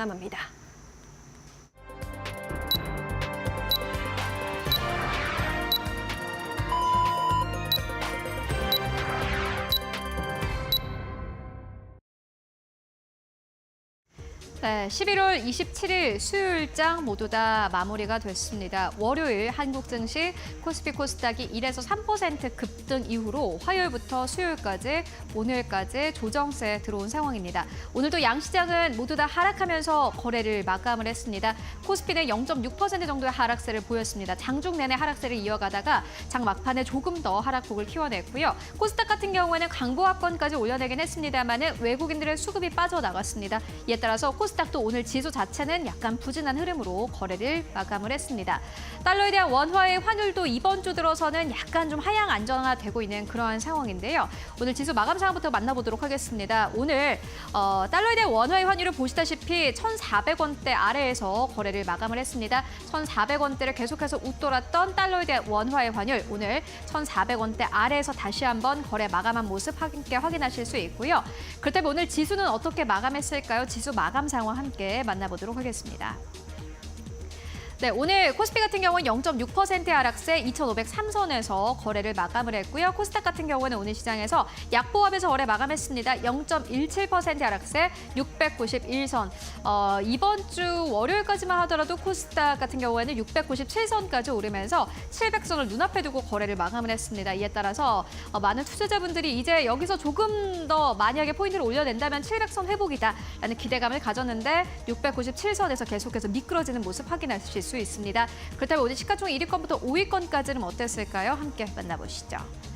네, 오늘 삼성전자부터 현대차까지 일제히 삼성 바이오로직스를 제외하고는 하락하면서 거래를 마감을 했습니다. 삼성전자 3% 넘게 하락세 보시다시피 58,000원대에서 57,000원대 깨고요. 56,000원대까지 내려오면서 거래를 마감을 했습니다.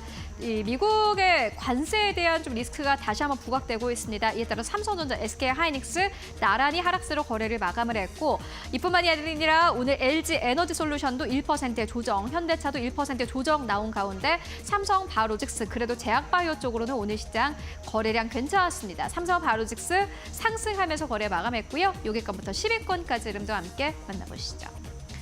네, 6위권부터 10위권까지 오늘 KB금융도 2.8% 넘게 상승했고요. 셀트리온도 1% 넘게 상승세, 네이버가 3.7% 넘게 상승하면서 20만 원대를 뚫어내면서 거래를 마감을 했습니다. 기아 같은 경우에는 3% 넘게 하락하면서 오늘 9만 7천 원대, 6천 원대 깨고 오늘 시장에서 9만 4천 원대까지 내려오면서 거래를 마감을 했습니다. 이어서 코스닥 시장을 넘어가 보도록 하겠습니다. 네, 오늘 코스닥 같은 경우에는 1위권부터 5위권까지 알테오젠이 2.8% 넘게 상승하면서 30만 원대에서 거래 마감했습니다. 30만 원대 다시 한번 탈환하면서 30만 5천 원대에서 거래를 마감을 했고요. 에코프로 BM 3% 넘게 조정, 에코프로 1% 넘게 조정, HLB가 1% 가깝게 조정, 그리고 리가켄바이오가 시가총액 5위권까지 치고 올라오면서 오늘 시장에서 1.9% 넘게 상승하면서 종가를 형성했습니다. 6위권부터 10위권까지 이름과 함께 만나보시죠. 네, 6위권부터 10위권까지 휴젤 5% 넘게 상승세 나왔고요. 레인보우 로보틱스 오늘 무려 8% 넘게 급등했습니다. 최근에는 로봇 쪽이 굉장히 잘 가고 있습니다. 다시 한번 AI 쪽에서 로봇 쪽으로 움직이고 있고 소프트웨어 AI 쪽에서 강력한 상승 탄력이 나오고 있는데 그 가운데서도 레인보우 로보틱스가 9% 가깝게 상승, 클래시스가 3.5% 넘게 상승했고 JY펜터가 오늘 5% 넘게 상승하면서 시가총액 10위권까지 다시 한번 굳혔습니다. 보시다시피 종가 기준으로 했을 때 오늘 7만 원대를 넘어섰고요. 7만 3,500원대에서 종가 형성했습니다. 네, 지금까지 마감 상황 함께 살펴보고 왔습니다. 네, 오늘은 반도체 투탑의 약세가 두드러진 하루였습니다. 삼성전자 결국 3% 넘게 밀렸고 SK하이닉스 5% 가까이 빠져나갔는데요. 이 미국발 악재가 계속해서 있는 데다가 트럼프 집권을 앞두고 여러 가지 인사들의 발언들이 좀 노이즈를 작용을 하고 있습니다. 결국 오늘 시장도 양시장 파란불을 켰습니다. 파트너님, 내일 시장은 좀 올라가줘야 할 텐데 내일은 좀 어떤 부분 좀 볼까요? 제가 이번 주 월요일 방송 나와서 말씀드렸던 네. 것 중에서 또 하나가 이번 주는 11월 FOMC 의사록이 공개가 되기 때문에 전후로 해서 증시 민감도가 좀 커질 수 있을 것이다라고서 말씀드렸던 거 기억나실지 모르겠는데 확실히 지금 증시가 좀 지지부진하게 계속해서 경계감을 또 키워나가고 있는 분위기잖아요. 지금 특히 통화시장 역시도 마찬가지라고 볼 수가 있는데 환율이 오늘은 1,300 지금 97원대를 기록을 하고 있습니다. 계속해서 이런 달러 강세를 지지하는 촉매로 봤을 때 지금 가장 좀 많이 거론되고 있는 요인이 관세 리스크라고 볼 수가 있을 것 같고요. 그 다음이 금리 상승에 대한 우려감이 또 뒤따르고 있다라고 볼 수 있을 것 같습니다. 일단 트럼프 관세 리스크 관련해서는 앞서 말씀드렸다시피 상당 기간 동안 트럼프 2.0 정권 내내 우리가 좀 감내해야 되는 부분들이 분명히 좀 있다 보니까 그런 이제 우려감 여전히 좀 남아있는 상황이라고 볼 수 있을 것 같고요. 여기에다가 이제 또 플러스로 트럼프 당선인뿐만 아니라 정부 효율부 수장인 일론 머스크 테슬라 CEO까지도 미디어를 통해서 계속해서 정책 방향성을 빈번하게 제시를 하게 되면 당분간 이런 관련 노이즈가 증시에 있어서는 관련 변동성을 유발할 수 있을 것으로 보여진다라고 볼 수 있을 것 같습니다.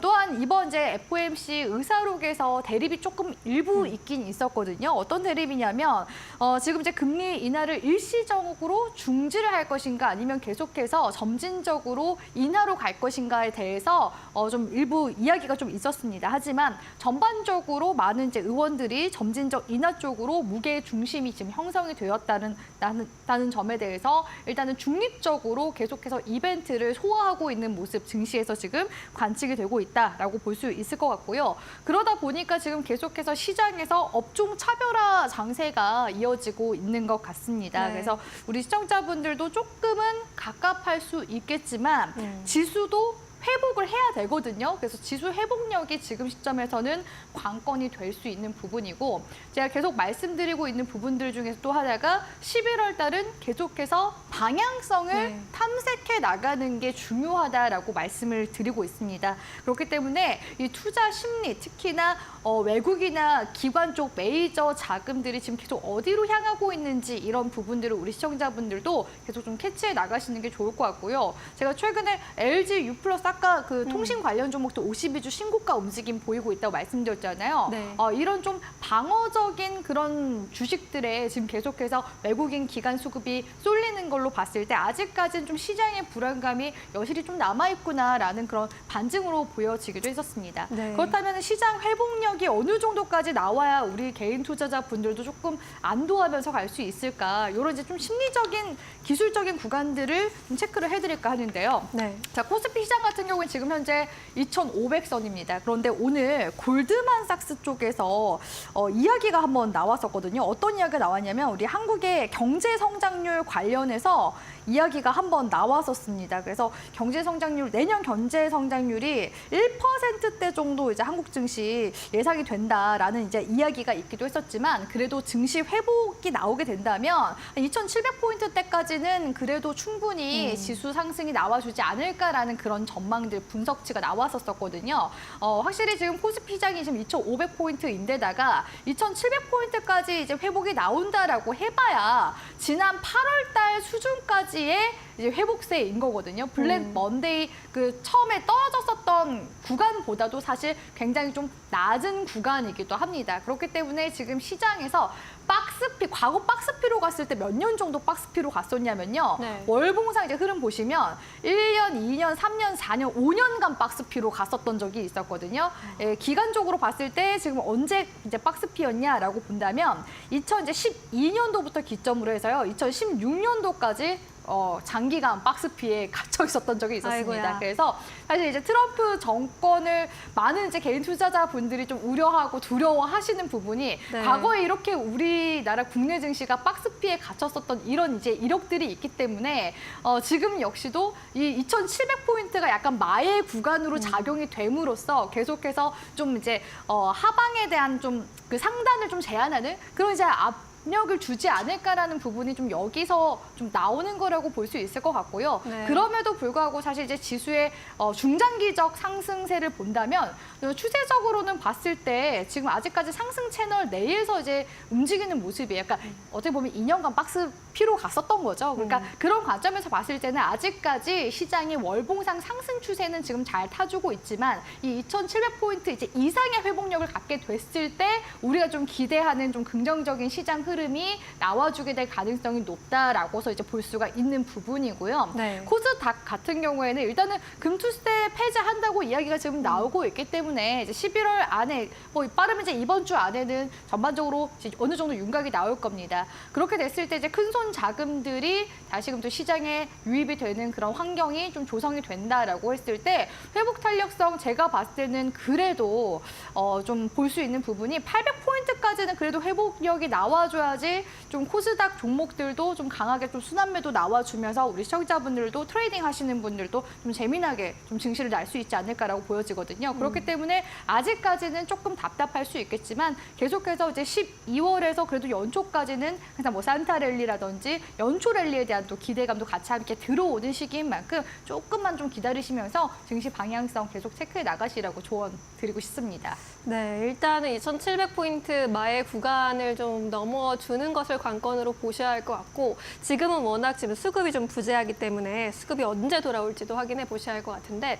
수급이 없는 와중에 또 이제 테마성 종목들로 또 이렇게 쏠리는 것도 문제가 될 것 같은데 우리가 좀 안전하게 볼 수 있는 종목을 좀 알고 싶네요. 내일장 공략주로는 어떤 종목 보고 계실까요?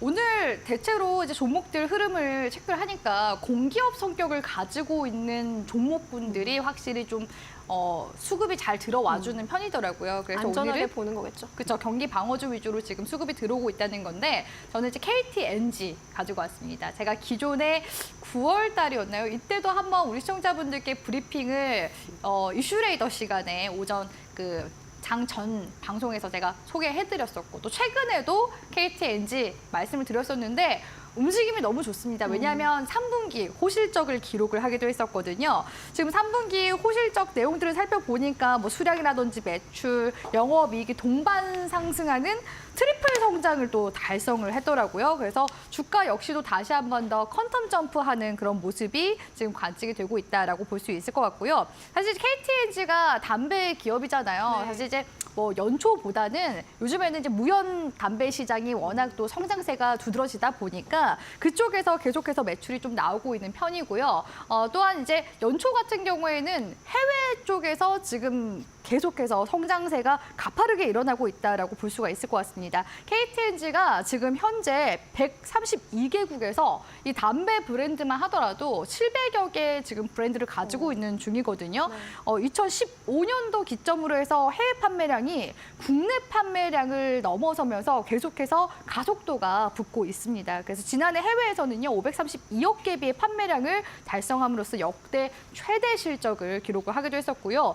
KTNG 쪽에서 최근에는 이제 주주 환원을 추진하겠다라고 발표를 하기도 했었는데 이러한 이제 주주 환원책 강화 같은 경우에는 행동주의 펀드와 갈등을 좀 의식한 것으로 풀이가 되기도 합니다. 행동주의 펀드 플래시 라이트 캐피탈 파트너스 같은 경우에는요, 이 KTNG에 대해서 KGC 인삼공사 분리상장, 배당금 확대 등을 지금 요구를 하고 있는 상황이거든요. 기존에도 KTNG가 경영권 이런 이제 분쟁이 발생할 때마다 자사주를 매입한다든지 배당력을 좀 늘리는 그런 정책들을 시행해 왔었기 때문에 오히려 이 점에 대해서 주주분들이 가져갈 수 있는 부분들이 더 훨씬 더 이득이 많지 않을까라고 보여집니다. 그래서 우리 시청자분들이 똑똑하게 좀 활용을 해볼 수 있을 만한 또 밸류업 관련 기업이라고 보고 있고요. KTNG 지금 주가장 움직임 보면서 기술적인 분석 좀 도와드리자면 지금 현재 일봉상으로 봤을 때는 61선이라고 볼 수 있는 이 노란색 황금선 라인을 타면서 주가 상승세가 이어지고 있는 모습을 볼 수가 있습니다. 그래서 61선 기점으로 해서 단기 대응하실 분들은요, 추세 매매하시는 분들, 단기 매매하시는 분들은 11만 원 구간대 손절가 라인 잡아가시고요. 지금 현재 월봉 흐름 봤을 때 2016년도 고점 구간대가 13만 9,500원이거든요. 14만 원 구간대까지 계속 상승 탄력 이어질 수 있으니까 14만 원으로 목표 주가 잡아드리도록 하겠습니다. 네, KTNG 함께 살펴봤습니다. 역대 최대 실적을 계속해서 다시 쓰고 있는데 그 배경에는 이제 해외 판매를 아주 잘하고 있다라는 그러한 평가를 받아가고 있고, 그리고 연기 없는 담배, 무연 담배 매출도 증가세 나타내고 있습니다. 이렇게 최대 실적 다시 쓰고 있는 가운데 주주 환원에 대한 노력도 돋보이고 있는데요. 밸류업주로도 함께 살펴보시면 좋겠습니다. KTNG 목표 주가는 14만 원으로 설정해 드렸습니다. 오늘은 여기까지 듣도록 할게요. 고맙습니다.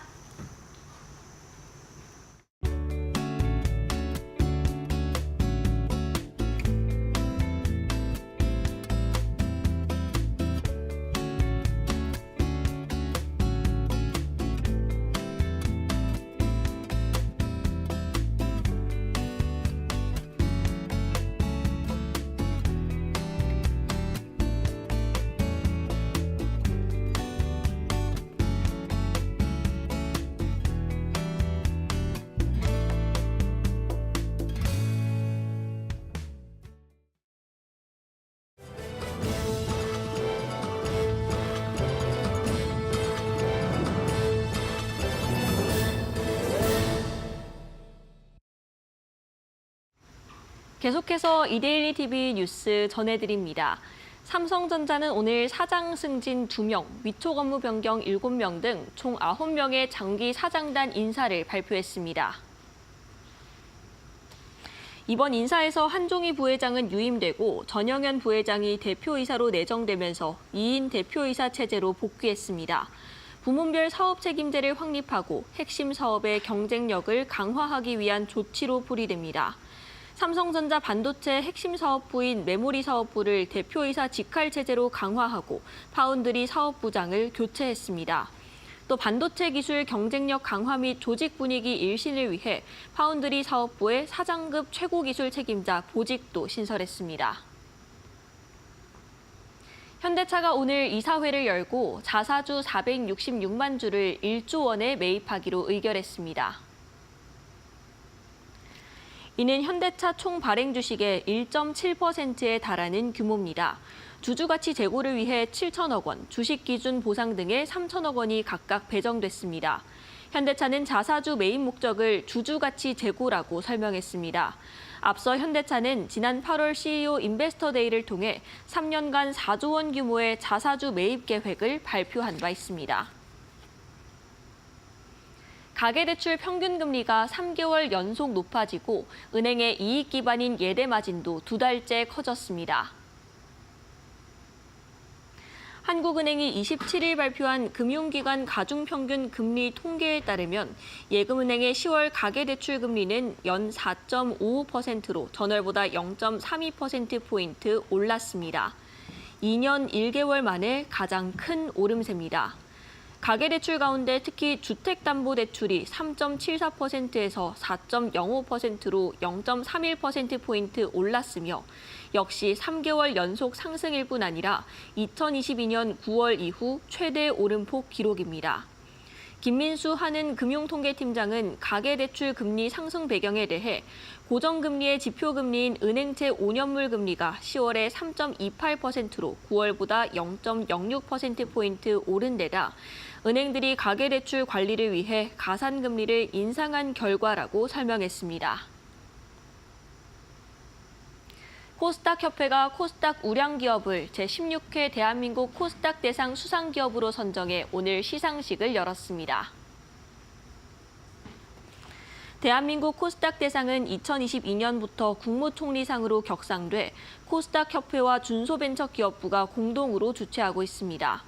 기업의 경영 실적, 시장 공헌도, 기술 개발 등에 대한 정량적 평가와 기업 실사를 통한 최고 경영자 인터뷰 등 정성적 평가를 거쳐 외부 전문위원으로 구성된 선정위원회 심의를 통해 최종 선정됩니다.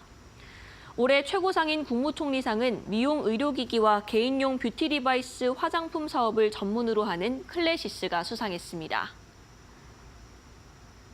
지금까지 이데일리 TV 뉴스 전해드렸습니다. 네, 오늘 저희가 준비한 소식은 여기까지입니다. 이번 주에는 추수감사절 그리고 미국에서는 블랙 프라이데이 현재 대기가 되어 있습니다. 소비주들 계속해서 살펴보셔야 될 것 같고 미국 증시 부재까지 함께 확인해 보시는 게 중요해 보입니다. 국내 증시는 방향성을 찾지 못하고 있는 가운데 테마성 장세 이어지고 있습니다. 여전히 주도 부재한 상황이고 삼성전자, SK하이닉스의 하락도 뼈아픈 오늘이었는데요. 그래도 연말 랠리를 향해서 가고 있는 과정이라고 생각하고 조금만 더 힘내보시면 좋겠습니다. 저희도 내일도 여러분과 함께하도록 하겠습니다. 네, 시청해주신 여러분 모두 고맙습니다.